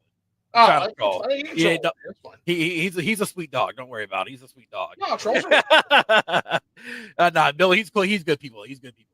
And full disclosure, Bilbo, I don't know jack shit about Expedition 33. I have no clue anything about it. haven't played it. Haven't even done research. I don't even know what the fucking game's about. So you're not going to hear me bashing it. So if you're an Expedition 33 fan, you're safe with me. No. So he truly dislikes Expedition 33. Oh, he did like Expedition. Yeah, I call him Expedition 33 lover to troll him or whatever because he simps for it, as usual. He also told me in my chat he wants to become a born again Christian. So I'm just kidding. Whatever we derive, human beings have very little time on this planet to derive meaning. If that's where he derives meaning from, more power to him. Yeah, he likes, he wants to become a born again Christian, likes to play Expedition 33. That's what he loves. I'm like, well, you can, hey man, you do what you want to do, man. You do what you want to do. I'm just a black man that's just here, But well, that's the thing though, dude. It's like again, you don't have to play. So I'll give you a good example of what we're talking about as far as. The Simpsons, right? Yeah. So if you look at a series like The Simpsons, everybody bitches about the new season of The Simpsons, like Zombie Simpsons after season 10, right? Yeah. And is a season now. If you watched like the newest season of The Simpsons, as a longtime fan, this actually was a pretty good season. Most of the seasons haven't been. Yeah. But is it as good as the levels of season 6 Simpsons? No. And nothing ever will be again. Like, how do you follow up what is essentially a perfect season of television? How do you follow a Fallout New Vegas? How do you follow a Baldur's Gate 3? Like, there are some times where I do feel like gamers are expecting too much. I think that's what it is. I actually wholeheartedly think that's really what it is. People are expecting too much and they want bangers. And that's actually why I say, like, people, they want every game they want to be a banger, basically, right? If the game is not a 9 to a 10, it's trash, it's woke, it's whatever, right? But It's like, look, I came from the era. Let me tell y'all, me, Disparity. I came from an era where I'm a goofy ass nibba. Sorry, I have to use that word. I'm a goofy person where I like to enjoy B-rated movies in certain video games that have that are like 6.5 and 7. I don't. I enjoy it because they have a special part, in my heart, basically, right? Where it's just like, damn, this is pretty crazy. And I'm just like, sometimes like, man, this 6.5, this game's like a 6.5. It's actually not that bad. If they were to get like a second chance, to improve onto a sequel, it could be a lot better. Actually a good example is Avowed. Avowed is actually in its own right is a phenomenal game. Yeah. What people expected to be though, they expected it to be a Skyrim killer, right? Which was never touted to be a Skyrim killer. It was never Obsidian never stated that to be it was going to be that kind of game, Okay. or whatever, right? And so, but a lot of gamers though, they're like, this game's gonna be a Skyrim killer, and they're like, and when they play the game, it's like, wait, guys, you can't even kill NPCs. You can't kill NPCs. Well, guess what? That's not the point. That's not the point of the game because you're a government official in that game. Your job is to try to colonize this land for your government. It's not there to kill civilians and shit. Now will they allow that probably in the second game? Could be, maybe. It's the same thing like with Outer Worlds 2. But Obsidian, they improved a lot in Outer Worlds from Outer Worlds to Outer Worlds 2. Improved tremendously. Right. So you can give these games, let these games, give these games a chance. They'll improve with better sequels. But then you'll be like, well, you got the backing of Microsoft and stuff. Look, man, Microsoft is giving these guys freedom. These game devs freedom to do what they need to do to create some of these games that you enjoy. So what you mentioned that as far as like them people touting that as a Skyrim killer, and that's not even what they touted it. So I think that's a good point. I have a very good standard, and that is I'm going to hold the game developer to the standard they give themselves. I think that's very fair. So yeah, I don't think it's fair to say this game should be a Skyrim killer if that's not what anybody said. And anybody who knows Skyrim knows you can't fucking kill Skyrim. There's no game developer on earth that would say that because that's setting yourself up for failure. Yeah. But there was a game called Sea of Stars that said that they were going to be like Final Fantasy VI and Chrono Trigger. Yeah. Oh boy, was that game not like Final Fantasy VI and Chrono Trigger. Yeah. Actually, that's one of the games I do gotta go back and play. But Sea of Stars is not a bad game. It's not, but it also, I'm holding them to their own standard. Exactly. They said that. Yeah, so they shouldn't have said that. I mean, I'm glad you're shooting for the stars on that, but okay. So Bilbo says, hold on. Bilbo says he has a really stupid question here. Let's see here. Okay. I have the next gen Witcher 3 PS5 version. Does that mean that the content must be PS5? Funny enough, Fortnite. Let's see. And then Rush Talk says, funny enough, Fortnite just had a huge collab with Simpsons. True. Yeah. What hasn't the Simpsons collabed with at this point? Fortnite kind of at this point cannibalized itself to where it's just collaboration machine at the moment. So it's kind of like the collaboration stuff kind of lost its lust. Well, yeah, it's just like every fucking thing has a Magic the Gathering card now. I don't play Magic, but I have a lot of friends that do. And so you have like the Dwight Schrute SpongeBob SquarePants deck now. Bilbo, so also to answer your question though, does The Witcher 3 on the PS5 have a enhanced edition basically? So wouldn't that enhanced edition come with all the PS5 content, or no? That's the question. That's what you probably should look into. Otherwise, yeah, if that's not the case, then you might have to repurchase all the other stuff. From what I understand. Yeah, let's get to comments real quick because my drunk ass has been completely going through the comments. We're gonna go through comments real quick, catch up. That's Disbearity. Yo, what's up, everyone? Disbearity here. Stony Lonesome 4062. Hello there. What's going on, Stony? Smash Monkey says, I wouldn't say that. They're better, but even their output isn't as good as 20 years ago. Talking about the Japanese games. Yeah. When you mean output, do you mean the amount of games or do you mean the quality of the games? Because here's the thing, Smash Monkey, and I think this is kind of an important thing to look at. There was a huge culture of crunch that Japan has worked very hard to do away with. And I got to tell you, I'm conflicted about that shit because Chrono Trigger is a great example of that. Chrono Trigger is one of the greatest video games of all time. A true. I beat the game 3 or 4 years ago.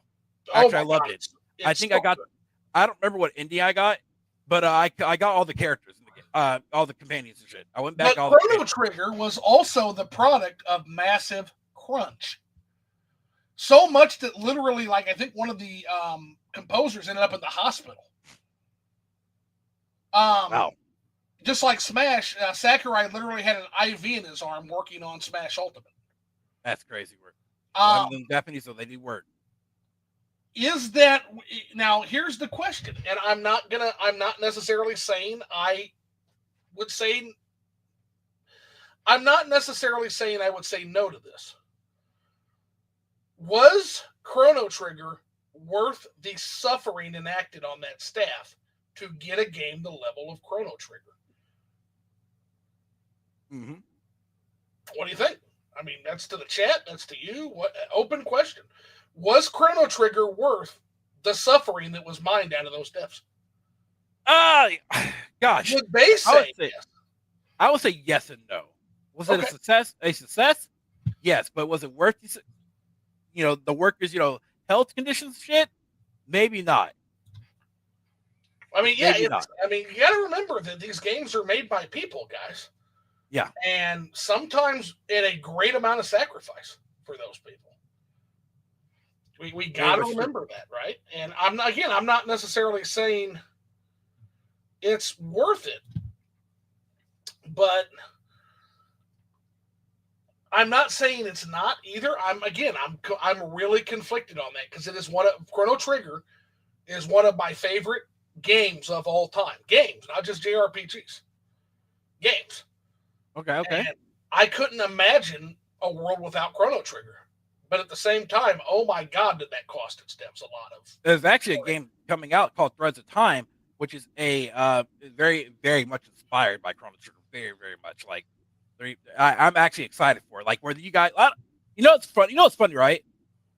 How do y'all feel about certain games like Sea of Stars, Chain Echoes, Threads of Time, right? How do y'all feel about those games being classified as JRPGs? They're not from Japan. Like, does that matter to you? Do you care about that? That's a long-standing question that people, to me, get strangely heated about in ways I can't really understand. And that is that, because it's this thing that humans do. It's a classification thing. It's a categorization thing. And what my response would be, because I don't really care much for categorization. In fact, I think it holds genres back. If you want to call it JRPG, call it JRPG. If you don't want to call it JRPG, don't.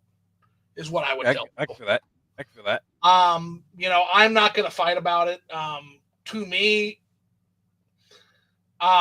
they're video games. I'm trying to get away from categorizing at this point. And one of the things that taught me that is my entire review of 3D Mario doing that.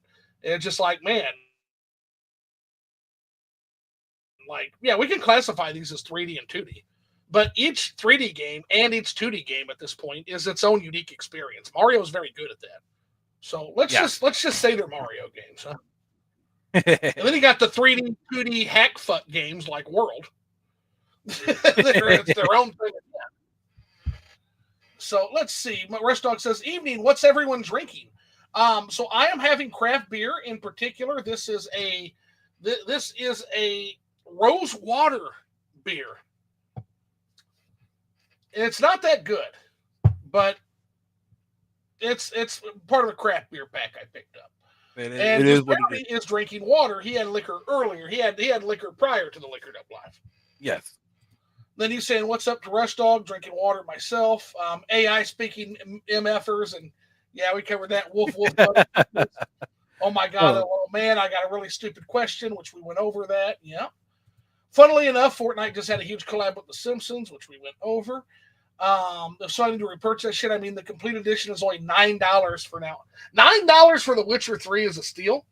And I need to give The Witcher a second chance. I love the storytelling in The Witcher, Bilbo. I could not get into that combat system. For me, that game got ruined. I'll tell you why later. Well, I'll tell you why once you get done. Yeah, I struggled with Witcher 3's combat, something mighty. I mean, shit, if it's $9, just do it just to get. Yeah, $9. That's like me paying $6 or $8 for Mass Effect Legendary Edition. Like, do it. Like, yeah. Chrono Trigger is one of the greatest games of all time. I really don't think FF6 is on its levels. They're close, Rush. For me, they're close. It's right under Chrono Trigger. As far as the length of the gap, that can be argued. But man, go back and play Final Fantasy VI. You will see the pacing. It's not quite as good as Chrono Trigger's pacing, but Final Fantasy VI, in particular in the beginning, has some incredible pacing. And then the way that game blows wide open in the second half, man, there's a lot of parallels between Chrono Trigger and Final Fantasy VI. I almost consider them sister games in many ways. I love them both. I love them both to death. Also, Lavos and Magus are not Kefka. So major points to Kefka as a villain. They're just not. I found Magus to be relatively two-dimensional aside from his motivation, and Lavos is Lavos, man. Yeah. Lavos doesn't become interesting until the sequel. I need to actually. That's the sequel I need to play though. But I heard the PC part was pretty ass when it came out, so I'm like, I was really skeptical of picking it up. But it is my wish list though. Because like I'm gonna give you a little bit of backstory here. Okay. We're gonna drop some disparity lore. I rarely drop some disparity lore. So Bilbo, if you're listening, Bilbo, you can hear some disparity lore here. So growing up, right? I was for the most part of my life, for quite a bit, I was the typical. Well, how can I explain this? Growing up, I owned what do you call it? Back in the '90s, of course, we owned a Sega Genesis, a Nintendo, and so on and so forth. Right? We owned the game consoles stuff, right? Okay. For the most part, I was a Sony guy. I was not Sony guy. I was a Sega guy because we owned a Sega Dreamcast. Again, Sega Genesis. Then we moved on to Sony, right? We got a PlayStation or not because my mother, she was into video games. Coming when I was growing up, but then she for some reason stopped, right? I don't know why. Right. And then eventually, I was thinking like back in 2002, I was still with freaking when the original Xbox came out. Was it 03 or 01? I think it was 01. I was still gaming on the Sega Dreamcast when the original Xbox came out, right? Right. So then, for Christmas, mother bought us the original Xbox or whatnot. That's when I really started to pick up gaming. I started picking up games my dad had an OG Xbox, and I do remember playing Halo on it, but I was largely out of gaming at that time. So I kind of have a kind of interesting parallel story, but I still played some of the larger. I played Halo. That's the game I played. Halo and some of Halo 2 and multiplayer. I had a friend that was really into that. Yeah. Which Halo was tops, man. It was fun. Yeah, for me it was more so like when we had the original Xbox, like I got games like Fusion Frenzy, Fusion Frenzy, the demo on Halo, the one everyone played, where you're jumping and ducking the atomic rods. Yep. Dude, that game by itself was like a game that me and my friends could play for a while. Yeah, we played that for hours. Dude, and you could get good at that, man. I was actually the neighborhood popular kid because of that game. Dead ass serious. Everyone. Yeah, and it's just a demo. It was the demo on Halo. Yeah, so like, let me see. We played that. So I had that game. Bloodwake. We had that Kabuki Warriors game. Dude, I just played Bloodwake. So Scorpio Caesar, friend of the channel, sent me literally. Oh, dude, that's a classic. Bloodwake, if y'all haven't played it, that's basically the boat version of Crimson Skies. Deadass. Crimson Skies was also there, and those two games are incredible. If I recall, Crimson Skies was the first Xbox Live game. If I recall, it might have been Halo though, but for sure, I remember seeing Crimson Skies though. That's when I first was like, "Wow, video games online." Because I remember going to my friend's house, and his uncle was gaming on Xbox Live. I was like, "What the fuck is Xbox Live?" He's like, "Oh, this is online." I was like, "Oh, what the fuck?" I was like, "That was magic to me," But yeah, they were, as far as consoles go, I think weren't they like trailblazers with that shit? Yeah.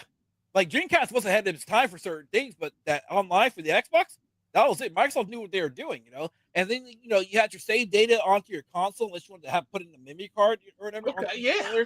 They had all that. And so then, eventually, back in 06, I'm thinking about 04, right? Around 04, our original, we went on vacation. We went to my grandparents' house or whatever. My father bought me and my sister a copy of GTA 3 when it got ported to the Xbox, if I recall.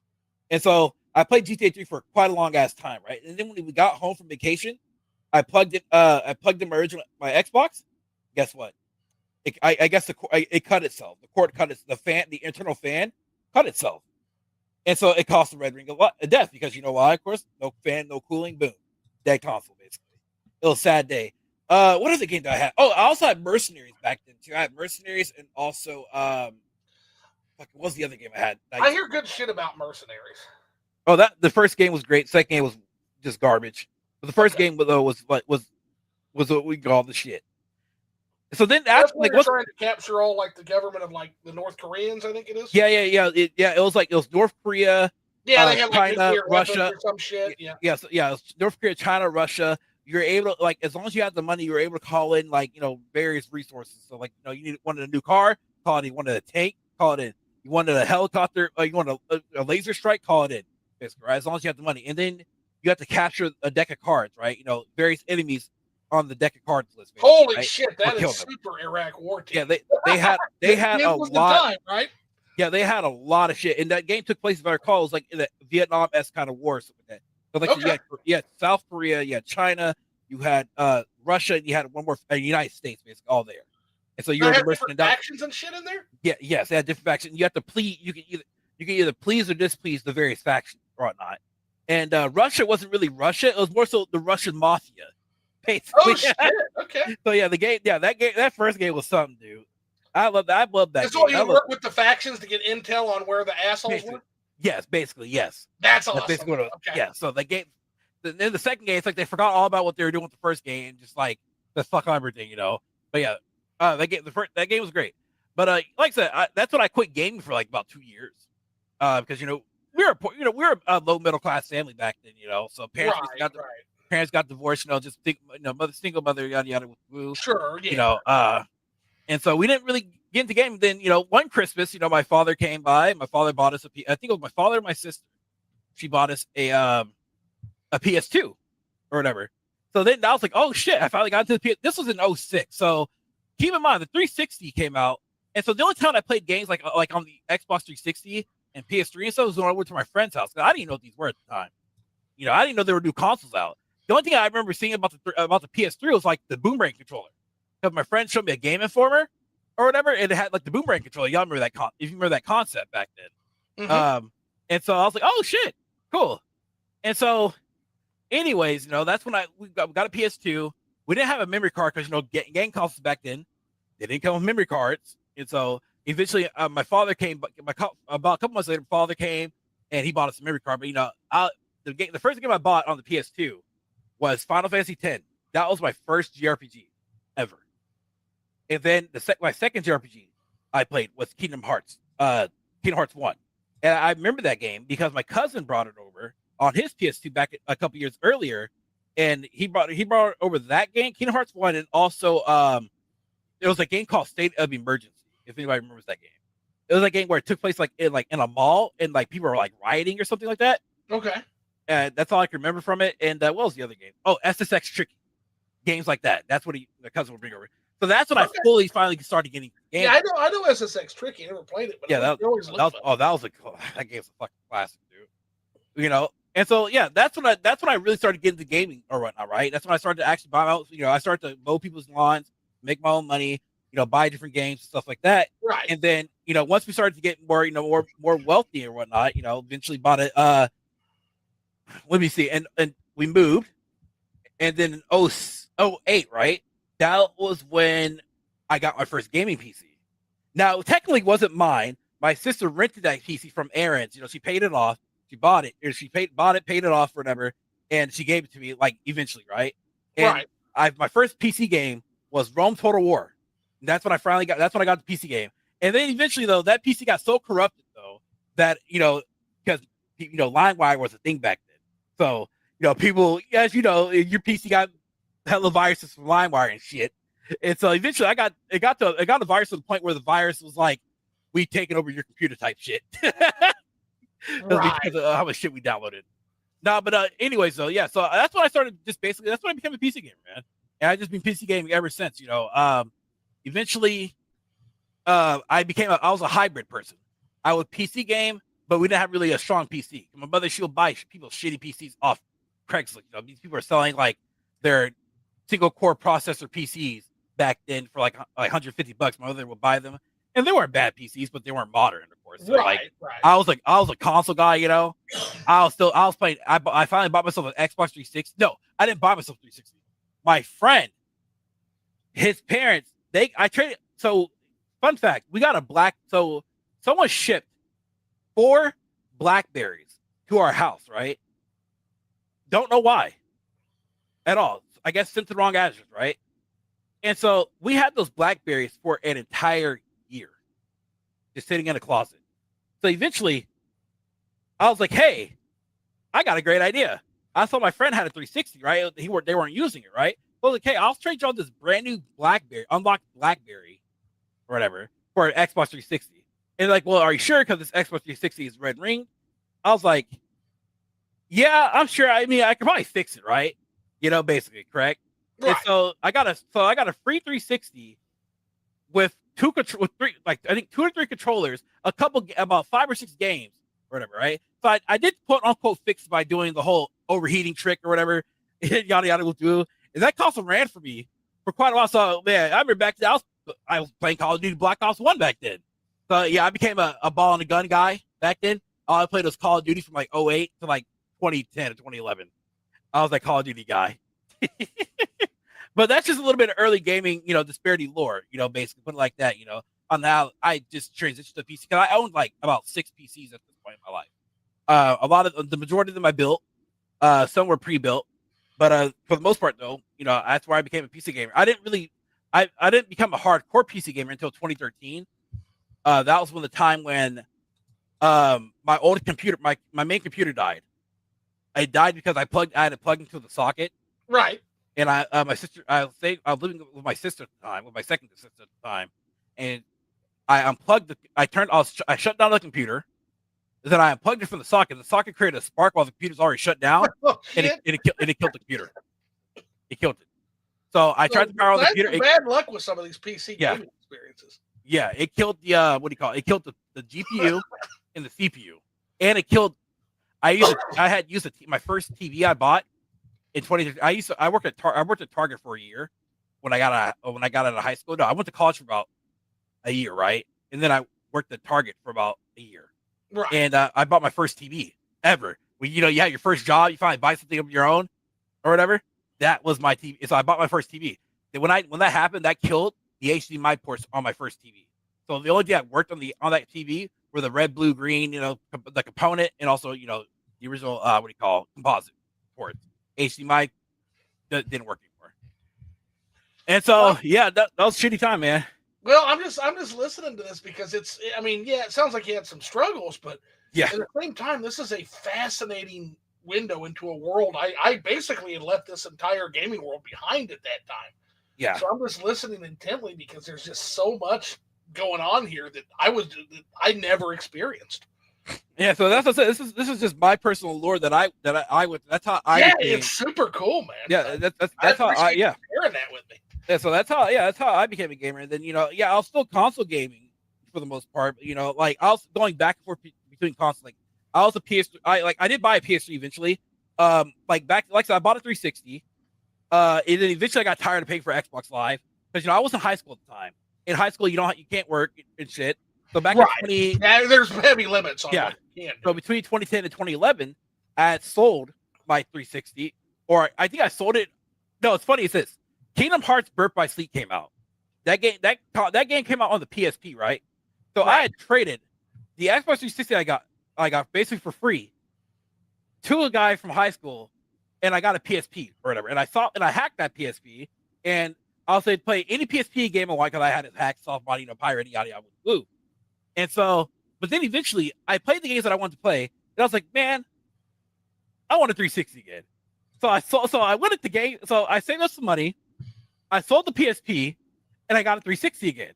And the games that I wanted, shit like that. So I went back to 360.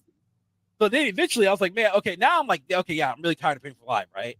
So I sold my 360, and I bought a PS3. I bought off Craigslist.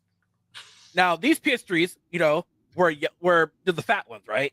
Where you had, the fat PS3s were the best because they came with micro the backwards compatibility, right? Yep. And that's the one I've got too. So, the first couple models had the actual PS2 onto the console, and then the second consoles had a software emulation.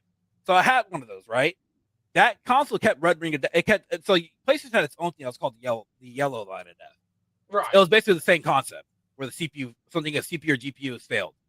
And so the only way to fix it is you have to reheat the console and then, resoft all the components. And then, see, and I'm over here on the Nintendo Wii just shaking my fucking head at all this. The only thing we have is maybe we throw our Wiimote through a fucking window. Yeah. So that was me though. That was, that was a me thing though. Cause I was a guy on Craigslist buying broken PS3s for people on Craigslist. I would sell them and then buy them, sell them, buy them. Then eventually I was like, fuck it, I gotta quit doing this crap. So I was just like, so I saved up my money again, and now I officially bought me a PS3 Slim from a pawn shop, from a local pawn shop. Because I was looking on like online or whatever, and I was like, oh, this local pawn shop in my city is selling one. Saw it, they sold it. It came with a controller and the cords and all that. Boom! I think it was like $200, or we talked down to like 190. And I had that PS3 for years. Actually, I don't remember. I think I sold it to GameStop for a PS4. I don't remember what happened to it exactly, but I had it for years, and that's when I became a Sony person, right? But during that time too, my 360 account got banned because I hacked the Microsoft we call it the Xbox Live Marketplace. Right. The way you hack it was back then so you'll download a modded profile onto a USB stick, Yeah, or whatever. You'll stick the USB stick into the 360, and you load to that profile, and whatever games that are on that profile connected to that profile, you can play it. So you technically hacked the marketplace. So that's what I did. But the caveat to this is that I had already left Microsoft for 6 months. Already for 6 months, I was already on PlayStation. So they sent me the email. I was like, "Oh shit, I'm banned." That's crazy. So I had a lot of games on my 360. I had a lot of boy, you've had a time of this. Oh. Yeah. And so then I became a Sony person. And so so I was a Sony guy for about 2-3 years. I met a lot of great people on PlayStation, or whatnot. I met a lot of phenomenal people on PlayStation. But then I quit talking to them. My brother-in-law still talks to them to this day. Because me and my brother, we had the same like group of friends or whatever. I had people actually remove me because I was really good at Call of Duty. And they removed me because I was getting too many kills in Call of Duty on the team. They weren't getting enough kills. Yeah, that's serious. I'm not lying. They're like, I'm like, dude, why'd you remove me? They're like, oh, I removed you because you weren't sharing the kills or whatever, and yada yada. And then some guy removed me because he thought I was because we had a game. Sharing the kills isn't the fucking job to win the match. Yeah, you tell me, man. And then one guy unfriended me because he thought I was trying to hook up with the girl that he was talking to because we had a girl in our group. And he was like, "Are you trying to hook up with my girl?" More pathetic than a girl showing up at a bunch of online gamers, man. Literally, dude. And so I was just like, poor fucking her. And so this was back in 2013, 2014, and then eventually, I feel bad for her. That's when I was working at Target. So I worked at Target from 2013 to 2014, and during that time, that was when Microsoft made that humongous fumble with the Xbox One. It was like TV. So when I used to work at Target, no one bought it for Xbox One, but the PlayStation 4s were sold out. And I remember when I got my taxes in 2014, I got $1,500 in taxes that year. Boy, I tell you what. So what pissed me off was this: Amazon or a third-party seller brought up the PS4 in stock, right? Yeah. I spent the PS4 is $400. I spent $525 on that console. And the next fucking day what happens? Amazon brings the console back in stock for the MSRP. I said, there ain't no goddamn way. And so I said, fuck it, dude. I said, fuck it, bro. I was going to say, at some point, Disparity's luck has to get better. Yeah. And so, now at that point, though, no, you're not wrong. You're not wrong. So at that point, though, the universe has to balance here at some point. So I was keep in mind, I was also a PC gamer at the time too. So I had another piece, I had a PC or whatever. Because this is my first PC, right? My first PC actually begged someone. It was a Core 2. This is when I first played Skyrim for the first time. It was a Core 2 Duo processor, which is a dual core processor, right? And I bought it from a company off eBay for $65. I begged them so hard because I was so broke. I was like, yo, can you get me this cheaper? They're like, fuck it, dude. We're sending it to you for free, bro. Basically. I was like, oh shit. So they sent me a PC with like 4 gigs of RAM and shit, and that got me going or whatever, right? And so they were so pissed off that I was begging the fuck out of them, bro, to get that PC. But got it from them, and that PC lasted me for. I actually had a buddy of mine buy me a cheap graphics card, a GPU for it or whatever, and that helped me out tremendously. And so yeah, like so I was going back and forth or whatever. So remember how I told you that how my computer died, right? Right. That was that computer that died when I unplugged it or whatever. It died, and so because I had also upgraded the processor in it and stuff too to a Core 2 quad, and it had like 8 gigs of RAM in it and stuff too. I did some minuscule upgrades to it, very expensive upgrades because by the time 2012, those PC parts were hard to find because they've been obsolete for like many years already. And so yeah, so once that PC died, right, I sold my PS4. The one I bought for $500 for, I think $400 for $375 to a dude I went to high school with. Now I don't remember him, but he remembers me or whatnot. So I was Right. like, okay.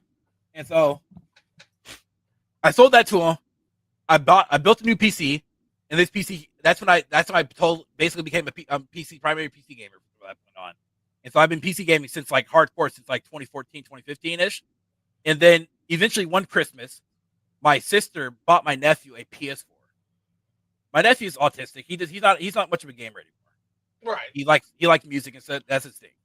And that PS4 is just sitting there. So for an entire year, I was actually begging my sister. I was like, "Sis, can I get the PS4? Can I get this PS4? Can I get it? Can I get it? Can I get it?" She's like, "No, it's your nephew. No, it's your nephew. No, it's your nephew."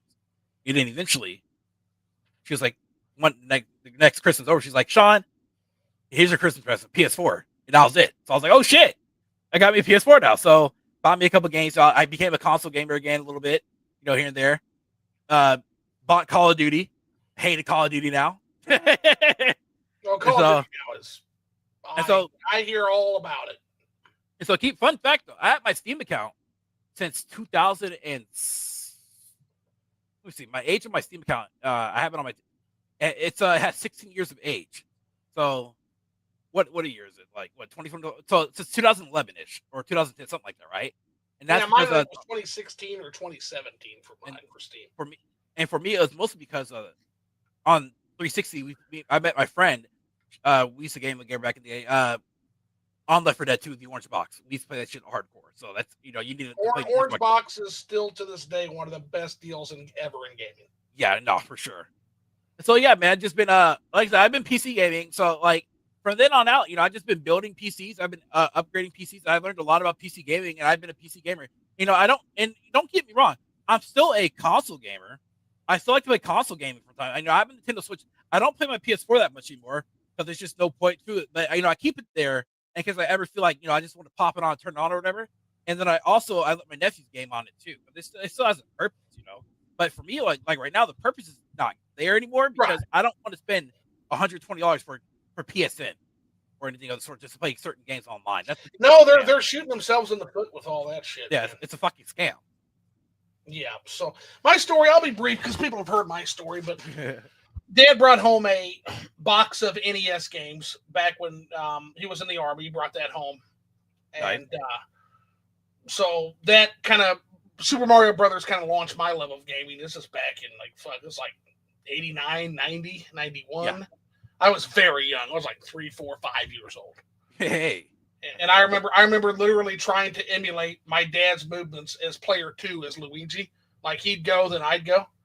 Yeah. One of my first memories, one of my earliest memories. I can still remember it. Although whether I remember it because of my dad's stories or because my memory goes back that far is up to question. I eventually want to have my dad on to answer some of these questions, but I think the memory might be from my dad telling the story because I was like 4 years old, man. Yeah. It's hard to parse because it gets really early. But basically, I was a console gamer. I've always loved the unique integrated hardware and software that consoles came with. It's kind of a holdover from the arcade days, right? With Sega Genesis, Super Nintendo, NES. Even the N64 to an extent, although I wasn't as keen on the N64 just because Mario changed in a way that I didn't appreciate at the time at all. I was actually pretty hostile to 3D Mario's direction. And I'm like, where's my 2D Mario game? And then the GameCube was like another planet to me. So with that, I kind of set it out. Never really got into Sony. It's not because I'm anti-Sony or anything. It just I was always a Nintendo gamer, right? That's how it was. That's how it was to be in Nintendo. Now, I did buy a GameCube. I bought one for $30 off eBay, and it ran really well. But again, I just never really played it. I bought some Nintendo games like Pokemon Coliseum and Crash. What do you call? Crash was it Crash 4? I believe whenever they brought in Crunch. Yeah, Crash 4 is on Switch. Yeah, they brought in Crunch that year. But yeah, no. But yeah, with mine, it was N64 came. We didn't even get a GameCube until much later. Amber got it for Animal Crossing. So whenever your Animal Crossing came out, we had a GameCube in the house. Nice. Dad got an Xbox. I pretty much migrated over to PC gaming because my dad always had a little bit of a PC gaming presence as far as some of the games he liked, like truck driving games and shit like that. And so I also got to play amazing games like Ultima 7 early on and Star Control 2. So that was very, very influential to me. And then I just kind of fell out of gaming in high school. Cars and girls happen, I always kind of joke. And so aside from playing games with my buddy Mark with Halo, who was actually nationally ranked in Halo 1. He was like one of the elite Halo 1 players, believe it or not. He went by the handle Simper. And he was. Wait, he wasn't in the anal simper? No, he was the handle Simper. Okay, the handle Simper. Yeah. I said anal Simper. Yeah, his handle on there was Simper, and yeah, he was very high ranked in Halo 1. Not Halo 2. He fell off after Halo 2. He didn't like that as much. But I remember playing Halo 1 with him.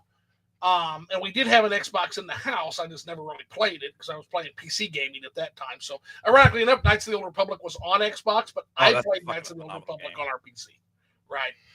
I still have the box game and all that shit. Didn't really get into digital gaming at all until like 2016, 2017. When I got my new PC for Morrowind. I was a Wii gamer because the Wii brought me back into console gaming, and then the Wii U made me run away from console gaming again, and then the Switch brought me back again. And that's where we're at now, is with the Switch 2. And oh man, the Switch 2, man. We'll talk about that. We'll get through some more comments and we'll talk about that. I'm so fucking conflicted on the Switch 2, it's unreal. Yeah, gaming right now, like I said, you just gotta enjoy what you need to enjoy. It's like I tell you, my man, just enjoy what y'all want to enjoy, and if the industry collapses, let it collapse. Just enjoy what you want to enjoy. I in a way, I'm almost rooting for it at this point. I'll tell you, Disbearity, I'm almost rooting. I agree. Look, I've been playing both AAA and indie games for the past, Well, indie game for one, we'll always have indie games. Like the people who want to make video games and are passionate about making video games will find a way to make video games, just like during the Atari crash. After that, yeah. So there will still be games coming out. There'll just be less games and less people making games. And here's the thing I'll tell you guys. May not be the worst thing in the world. Yeah. May not be the worst thing in the world if that were to happen. Shrinkage, sometimes industries go through contractions and it overall helps to health. Maybe that's what we need, but. Yeah. No, for sure. Again, it sure sucks that we have to go that route because I think it's avoidable. I think it's completely avoidable. But anyway, let's comments here. So, go ahead. No, that's pretty much. I was just gonna say, we just got to go back to games with smaller budgets. Smaller budgets. Yeah, I mean, it's the Sonic meme, right? Where Sonic's laying there, he's like, "I want cheaper games that come out more frequently with less graphics," and I'm not even kidding. And developers are paid well, and I'm not even kidding. Yeah, that's what we want. Yeah. 100%. And for me, and then another thing for me is I want to see newer IPs. Either newer or existing IPs change their style of game. What I mean by that is, let's say example, Resident Evil. Resident Evil is a horror game, right? Okay, right. let's make a potential spinoff that's a turn-based strategy game. That's like akin to Final Fantasy or something like that. That could work. That could. So what I would caution you there, but I think it could work. Yeah. And what I would caution you is when you're dealing with an established IP, you are dealing with established expectations. Remember my story with 2D Mario and saying, what the fuck is this 3D shit? What is this shit? And that will knock a lot of people off. It can be disastrous if you do it wrong.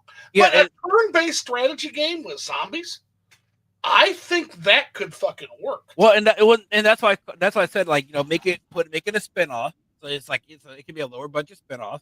It's going to cost you a nickel and a dime or whatever, but lower budget and see if it succeeds or not. It's what Yakuza did. Yakuza was an action game, and they said, hey, let's take it to a different route. And what did they do? They turned it into a turn-based RPG, JRPG. Okay. And it actually worked. A lot of people didn't like it. Well, and then eventually, once they played it, they're like, hey, you know what? It's actually that bad. And the way this can work is you have to ask the question, and I feel like devs don't ask this as much as they should. What is Yakuza? What is Mario? What is Resident Evil? I think that's an important question to ask. The example I always give is Castlevania. What is Castlevania? Castlevania is an action platformer. Well, it is an action platformer in almost all of its iterations. But more deeply, what Castlevania is it's the gothic horror theme combined with a monster mashup. And so I feel like Castlevania is one of those series where as long as you maintain the gothic horror element with the monster mashups, you have the Frankenstein, the werewolf, the mummies, all that, the vampire, the Frankenstein monster, as long as you have all that shit and you keep to the, I think that it has an aesthetic identity. Yeah. Whereas Mario is a much more complicated situation because Mario had a very real, it's a momentum based platformer. And that can work in 3D. But the problem with 3D is oftentimes the 3D has that Z axis and that kind of fucks up the momentum based platforming, right? Yeah. That's why they had to add punches and kicks in order for you to fight enemies because you can't ever land on them without using like the shadow to kind of find out where they're at. Why they added the shadow because it fucks with your it gives you depth now, and that's a whole other element that kind of fucked the game up for a lot of people.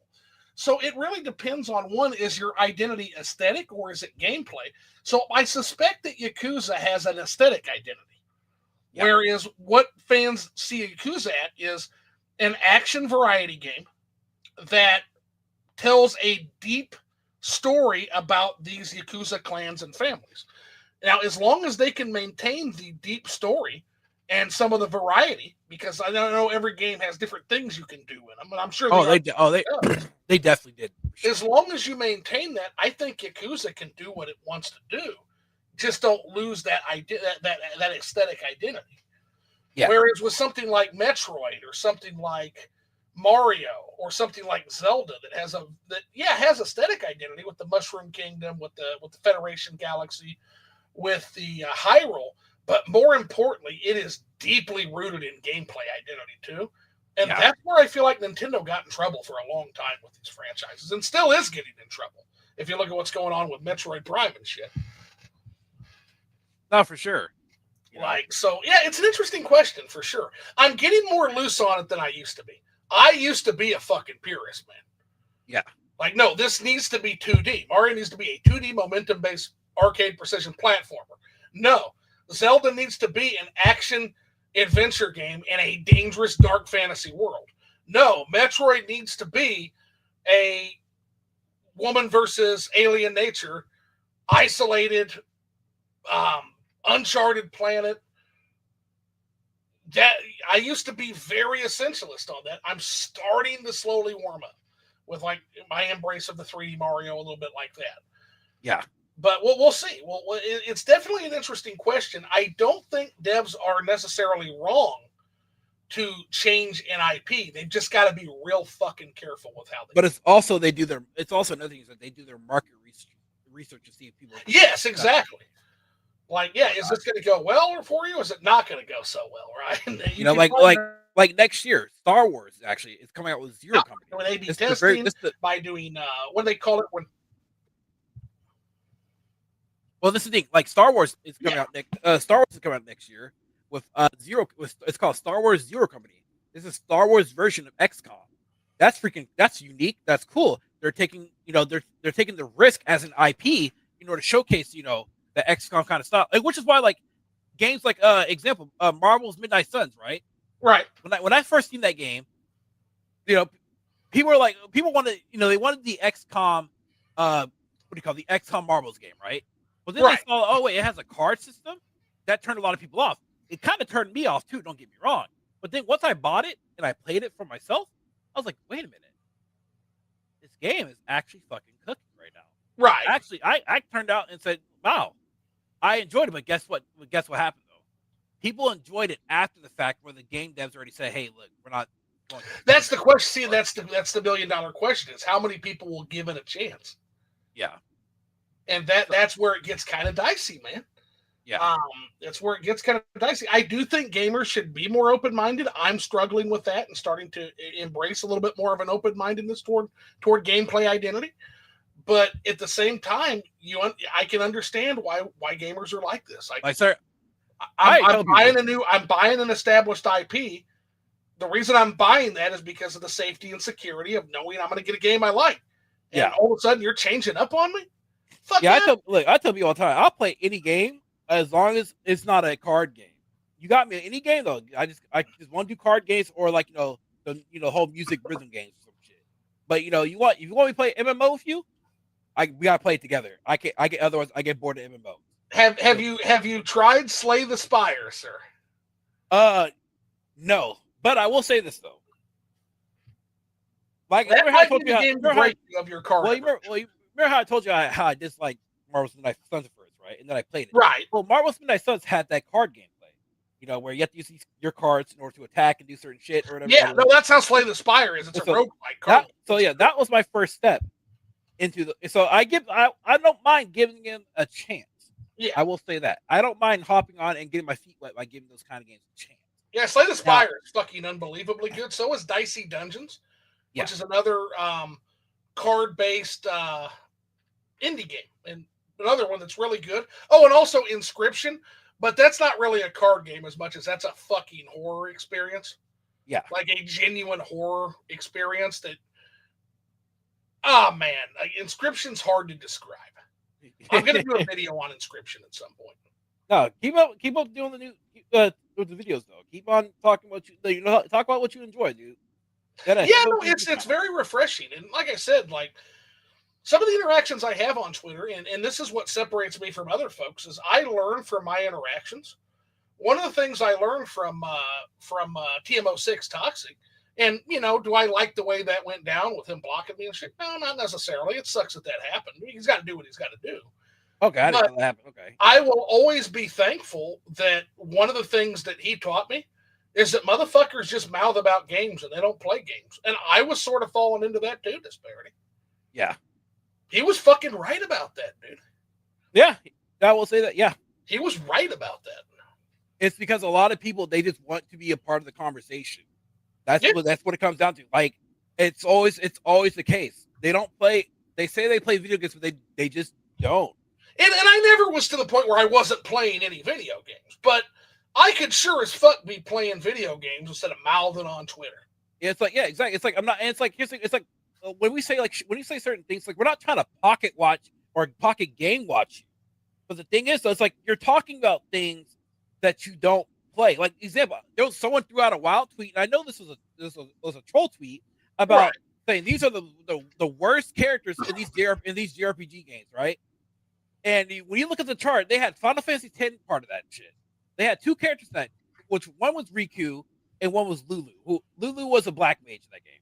Riku was a you could say she was a I don't really know how to classify her, but she was a thief. Actually, she was a thief. Right. And one of her main things was like you were able to mix items together, right? And you can create like an item that will do like 50,000 damage and kill a boss instantly, some shit like that, right? And so she was far from you. Those two characters were far from useless. Now, if he would have put in Kimari, now that was a useless motherfucker in that game. And I beat Final Fantasy X at least 8 times. And I know because I feel like I'm the only person when I play Final Fantasy X that knows how to who gets all the eons in that game. Well, and that's funny about Final Fantasy X is you sing its praises. I'm gonna have to try it. The only thing I know about Final Fantasy X is there's a mod that changes all of the dialogue and even the music to Titus laughing. Now that I didn't even know about that. Oh, it's funny as shit. But that doesn't tell me anything about the game's quality or. But you and other people are very. The game is phenomenal. Like, you know how people praise Final Fantasy VII as their first amazing Final Fantasy game. My first Final Fantasy game was Final Fantasy X, and I loved the shit out of that game. You always remember your first, man. Mine was. I'm trying to remember what my first Final Fantasy was. So my first JRPG ever was Dragon Quest III. Nice. I think my first Final Fantasy game was either 1 or 4, and I can't remember which. Well, for me, it's crazy that I didn't play Dragon Quest until about 5 years ago. So I bought the Japanese import, a physical import. It cost me $70 of Dragon Quest 1, 2, and 3, and I played. 3 is amazing. Yeah, it is. I actually just beat it for the first time this year, technically. So I beat the first game 5 years ago. And then I beat the second game 5 years ago. Actually, it's actually on my YouTube channel right now. Because now, what do you think? Just real quick to interrupt you, sorry, but what do you think of 1 and 2? Because here was my curse. I played 3 first. Yeah. And then I played 1 and 2. Well, technically, in terms of lore-wise, I actually played what's supposed to be. I played them in the right order, but in terms of gameplay and systems, 1 in particular felt rough. Yeah, it was very rough. It was. Where 2, I'll tell you what I liked about 2. I love about 2 is after playing 1, you go to 2, and then you discover that the entire map of Dragon Quest 1 is one small tiny part of 2's map. Well, sir, that blew my fucking mind. Sir, here's the even mind fucking further. In Dragon Quest 3, that world in Dragon Quest 3 is the overworld. Yes. Right? While it's the dark world, but it's the original world of 1. Yeah. Yeah, so that's the shit that's insane. That's pretty cool. Yes. Whatever. And it sucks that, in later games they don't ever re-establish the connection. You never go back to Aliahan. Yeah. Yeah. And I wish you could. But that, hopefully in the future game they let that happen. But yeah, like 100%. But yeah, it's just there are people out there literally that just talk to talk. They don't play these games. They just want to be part of the conversation, which is why I don't mind calling out certain people. Like, if to me, put it like this: if a lot of these people, if you were just to shut up and stay in your lane, everything will be all fine and dandy. But once you start to open your mouth, especially when people who again, there are people that I know, I don't feel like calling them out right now, but there are people that I know who sit there and only play sports games, but think just because you play the out the wall random game every from time to time makes you out of your lane, sir. I tell people, I'm like, where's the Mass Effects at? Where's the Final Fantasies at? Where's the what do you call? Where's the strategy game? The Age of Empires? I'm like, where are these games at? Where you're saying you're telling me you're a gamer because you played PS2, 360 and shit like that back in the day? Sure, but now we live in modern times now where a lot of this stuff can be easily recorded or whatever. Now, if you were to tell me, hey, I used to play these games back in the day, I'll be on point to believe because we didn't have any tracking. Well, and see, Disbearity, that's my concern, and that's kind of that's all I was trying to bring up in that particular discussion, is that I feel like in a way that seems like a little bit of gatekeeping to me, in terms of I get that there's frauds, I get that that's annoying, but I just don't see that it's really conducive to treat every single conversation you have with suspicion and to demand their game credentials and shit.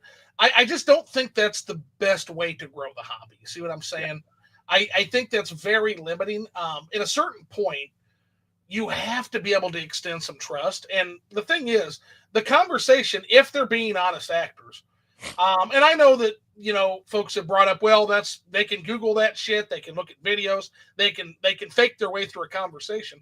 And if a person is willing to be that bad faith, I don't think there's much you can do about that. No, but then in conversations where they are in good faith, so for example, what I was saying with Morrowind, and as far as achievements being disabled if you use mods, I don't play that many games on Steam. I play Morrowind, and in Morrowind's case, yeah, it's disabled. I promise you. I play enough to know. And then he came back and he said, well, but it's not. There's a lot. They've removed that for most games. And my response was, okay, well, it looks like that's true. Thank you for that. And so, again, I was operating in good faith in particular there. My only concern is this is not how normal people have conversations. Yeah. This is, you don't treat every single person as if they're trying to fuck you over by faking a video game conversation. Yeah. I'm sure those people are out there, but dude, those people are weird and they're the anomaly.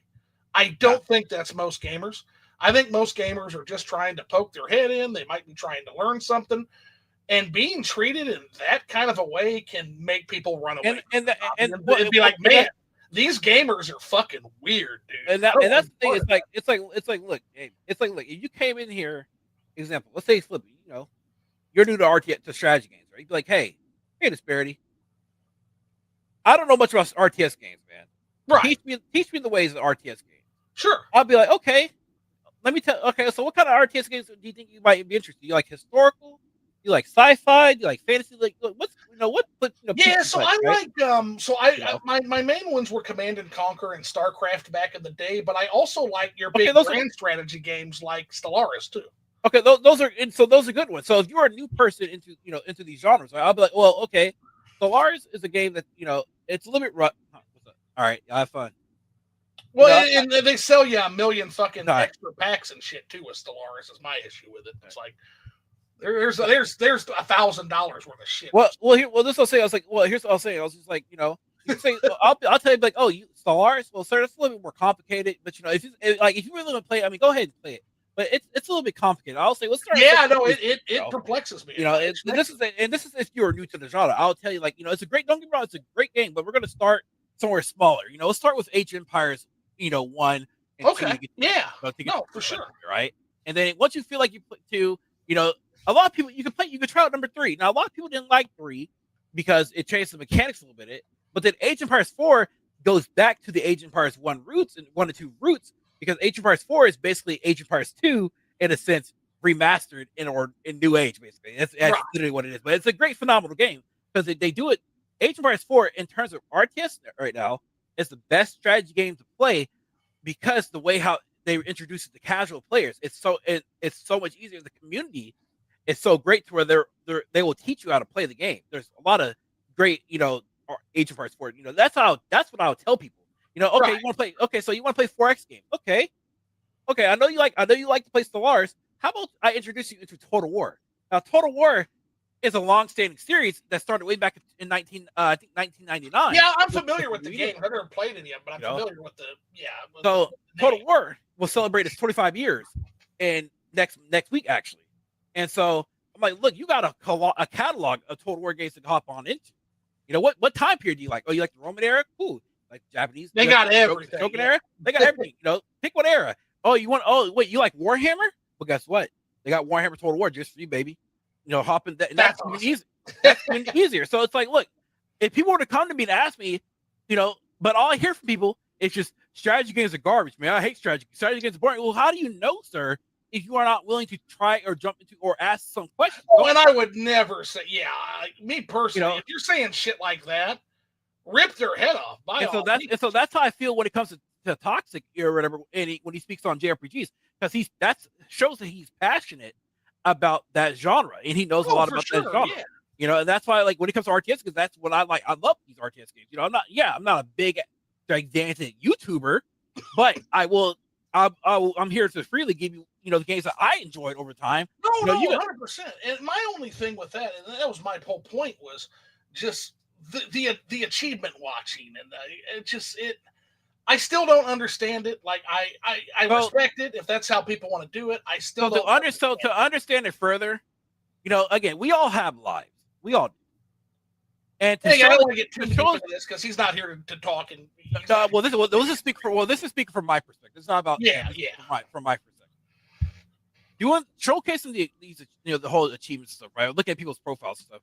It shows that that it gives you credibility on what you're speaking about with these games, because it showcases how many hours you put.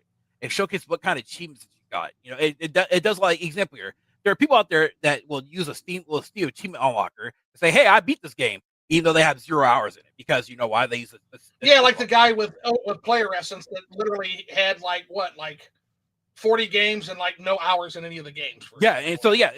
So that's why we check for those kind of credibilities. And plus, the majority of achievements that you see on Steam, they actually have, even though you're not going to get all of them, there's an achievement that literally states, hey, you beat this game or whatever. And a lot of people don't beat these games. And there's also, but back to my original point with Morrowind, I have no achievements in Morrowind because of the modding issue. But then I can show you there's here's the thing I can tell you this. And there's 2,000 hours in Morrowind I have. here's the thing I can tell you this. Okay. And I'll agree completely with this. If you're not gaining achievements that you should be in Morrowind, it is okay in that sense to use the achievement unlocker. I'll give you an example for me. I'm playing right now, as you know, on stream, Oblivion Remaster. Okay. I accidentally used the tilde or whatever, the console command. I pressed the button and it disabled my achievements. Either that or I had restarted my playthrough because I didn't know that that disables your achievements and it still wouldn't count my achievements. So what I did is that I was like, no, I think it's fair for me in order to use the unlocker to unlock these achievements because I already done these things. It's all recorded already on stream. For sure. Yeah, I mean, I would agree with that too. If I gave a shit about achievements, I might do that. And that's another thing too. That's another thing too. For me, I don't give a fuck about achievements. I don't really care. Like me personally, I play the game to play the game. Well, You know, that's what I'm getting at. Is this is such an alien topic. It will be for most people. In terms of, I just feel like, most people are not going to care about the e-peen involved with checking credentials on a game. Like they just don't. Yeah, I you're get right. that we want to wash out frauds, but this is going to scare a lot of people. But now then, that's the thing though. Like the key word there, what you said, most people. Now, when you're talking about gamers, we're talking about the hardcore gamers. So if you consider yourself a quote unquote hardcore gamer, especially like a lot of these, online culture wars and grifters and stuff, they consider themselves gamers. And that might be the disconnect there is I'm approaching this from the perspective of the casual gamer. Now, I wouldn't call myself a casual either, but I'm certainly not a hardcore gamer. I don't think I play enough to constitute. And so that's what I'm saying. When it comes to these online grifters and YouTubers and stuff like that, they're coming in from they're the hardcore gamer kind of side because they want to defend they want to defend what's the word? What's their slogan? I want gaming to go back to what it used to be, basically. But you don't play games. Exactly. They don't play any modern games. Okay, so that's what this is about then. Yes. And so if you consider yourself, because again, the hardcore gamer isn't going. The hardcore gamer like myself, right? Mm-hmm. I'm going to go out of the way. I'm gonna buy an Asus ROG Ally because I'm a hardcore PC gamer. I'm gonna go out of my way. I'm gonna spend $1,500 to $2,000 to build a gaming PC. That's the hardcore gamer. All right. The hardcore gamer are going to do things on a casual, but so a casual person is a person that's willing to just come home from work, sit down pop themselves out on their chair, turn on Call of Duty or turn on certain games they enjoy, play that for 2 or 3 hours, and guess what? They're done and they're getting ready for work again. Or whatever, right? That's the casual gamer. And then new pretty game coming out. Yeah, they're not the casual gamer's not making a video about how shitty about how woke or shitty a game. Exactly. Okay. Yeah. Exactly. So now you see when we come with that to those game credentials and shit, now you see where we're coming from now. So when you're I agree. I think we're close to reaching consensus on this. I think I see why you're doing it now. I think my one cautionary would be careful who you aim that at. I wasn't the worst person in the world to aim that at, but if you aim that at anybody below me, you're just you're right, and that's why before we aim it at anybody, or for certain people aim at anybody, but we ask, hey, what are your gaming credentials? Show us your profiles, show us your stuff real quick, because once you do that, right, you're giving us information about you and what you do as a gamer or whatever to see if you're a hardcore gamer or not. Now, if you're saying who you are, you have all these achievements, then you have that right to speak about this into the conversation. Well, like for that particular issue, I showed my Steam page with, again, I play like 5 games on fucking Steam, but one of them's Morrowind and it's got 2,000. Oh, and the stuff like that, though, it's to me, stuff like that is fine. Like, I don't think that's what TM had an issue with either. He was upset because I was questioning the achievement question. Okay. I think is what he was upset about. And again, I wasn't trying to upset him. I just wanted to express that if this is put it toward the wrong people, this is going to make him run away from gaming. And I don't think anybody wants that. Yeah, no, you're right. It can turn into accidental gatekeeping where we didn't want to do that. In fact, some of the more diverse voices we want in the I kind of feel like right now gaming should be gatekept from a certain group of people, but that's just me for the moment. Oh, don't say that. Let's explore that a little bit. So why? No, like I mean, look. I don't like gatekeeping. I'm gonna put that out there. I don't like gatekeeping, but I feel like in certain cases, as of right now, gaming should be gatekept from a certain group of people, and the group of people that should be gatekept are people who use monetization as a weapon or the money. They're basically the grifters. That should. But how do we do that? How do we actually do that? Would be there's no way to do it. Sadly, because that's why I don't really waste time on it, because there's not really a way. Grifter's going to grift, basically, and the most you can do is call it out and ignore it. Basically, and that's pretty much it. Like, that seems counterintuitive. What I mean is call it out so that, let me rephrase that. Call it out so that people in the know can ignore them. Basically, that's why I said, like, look, dude, like, I don't mind. calling it out from here to there. Like, look, but I'm working.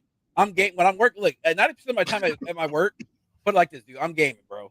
90% of the time, or let's say 80% of the time. Like, I work as a home health care right now, and I need a new job. I need money, so it is what it is, right? And so my client was like, basically, not 80% of the time, I don't do shit. I just game on my ROG ally all day, and I'm able No, to do no, that. and I think this was good, and I get where you're coming from, and Yeah. I think we've reached consensus on this, which is good. I understand where you guys are coming from now. Basically, you're trying to keep these shit fucks out, and I get that. I think I understand that, and you understand that. If applied too broadly, it could scare people. And to add on to it, it's like, look, if you weren't speaking upon certain shit or whatever, and just staying in your own lane, things will be perfectly fine. And don't get me wrong, like, you can have your nuance, you can have your grievances, as long as you put your grievances out in a respectful manner. Let people know, like, why don't you like this game without coming out as a toxic shit bag. But we don't know, gamers don't know how to do that anymore. Right. Well, and my only kind of rebuttal to that would be that people, it's okay to be wrong, and sometimes the only way you can find out if you're wrong. Again, this is predicated on us being in good faith, though. So, for example, I would have went through life because, again, like, well, why don't you do your research? Because I work fucking 60, 70 hours a week, Disbearity. I don't have time to look up shit I don't really care about. Yeah. But if I had never broached that subject and I had never had that dialectic, as painful as it might have been, I never would have realized that actually they have fixed that thing and they do allow achievements for most modern games now. I never would have known that. And so how can you, I guess my rebuttal would be to ask, without those people entering into those conversations, even if they may be ignorant on the topic, and I get that can be frustrating and irritating for people who aren't ignorant on the topic, how can they ever be educated, learn they're wrong, and change their opinions? If not by that? Because I can tell you right now, they're not going to do their own research. It's just not feasible for them because they probably don't care that much about the subject. But it's still something they're wrong about, and it could be corrected by people who know better. Yeah. I get that for sure. I guess would be my only thing. So and again, it really depends. It's a case-by-case basis. You probably wouldn't be as charitable to somebody like a renowned fan, right? Yeah. Oh, shit. But if it's just some mom, like my concern is, like, show us your achievements. It's like, what the fuck are achievements? Yeah. Like, it's not even know. Basically, man. But you know what, Flipping? I got a dip, but dude, okay. I appreciate the conversation today, though. I felt like we hit a lot of nails in the coffin, kind of shit. I hope I said that right, but it was a great conversation. I really enjoyed myself today. Yeah, we'll do it again. We'll definitely do it again sometime. I always enjoy having you on. I'll go ahead and finish comments here, and you can go ahead and dip out. But one last time, I got one last question for you. Tell everybody where they can find you, just so they can give them your handle and all that shit. And then guys, that'll be below. I'll have it updated in the description below at the end of the video. We'll do. Well, guys, you guys can check me out on Twitter. I'm on X. I talk my shit on X. Don't take me too seriously unless you want to. It all depends on the conversation. Okay, if it's there or whatever. So just keep that in mind. Just keep that in mind. If you guys want to follow me for some gaming stuff, I do have a YouTube channel. It's a Disbearity, or you can type in Disbearity, RTS, TBS, and RPGs. The reason why it's like that is because those are the game genres that I love to enjoy, and I encompass all that onto my channel. And so y'all, if you guys, if that's what y'all enjoy, definitely consider checking me out. For sure, I try to go live at least 3 times a week if I can, depending on how tired I am from coming home from work. And basically, that's pretty much it. We're trying to improve. Right now my main goal is to hit 1,700 subscribers at the moment. Right now, we're currently at 16. Let's make that happen, guys. Folks that are still here, let's make that happen. Go contribute to that. He does great live streams, definitely. Thank you. I appreciate that. Right now, the current main game that I'm playing right now as a live stream is The Elder Scrolls Oblivion, while as a Let's Play series, we're playing Age of Wonders 4, Cyber Knight's Flashpoint, which is a phenomenal game. For those who want who want an XCOM 3, Cyber Knight's Flashpoint, that's your XCOM 3 right there. I'm going to keep it a buck. What else am I playing? Shit, dude. I got a couple things for my members and stuff, but other than that, yeah, that's pretty much all I'm doing. I'm trying to keep up and do as much as I can. But thank you once again for having me on, dude. And anytime, man. Anytime, and thanks for enlightening me and kind of going over your kind of perspective on that whole achievements discussion, because that was enlightening. That helped me out. I learned a little something from you, so I appreciate you giving me your perspective on that. No, for sure. You have a good night, sir. I'll talk to you. Yep. One last thing before you go. Go ahead, I ask you one last question. Disbearity? Yes, sir. Did you have fun? Oh, I had a lot of fun. Awesome. All right. See you later, buddy. I appreciate you. I appreciate it.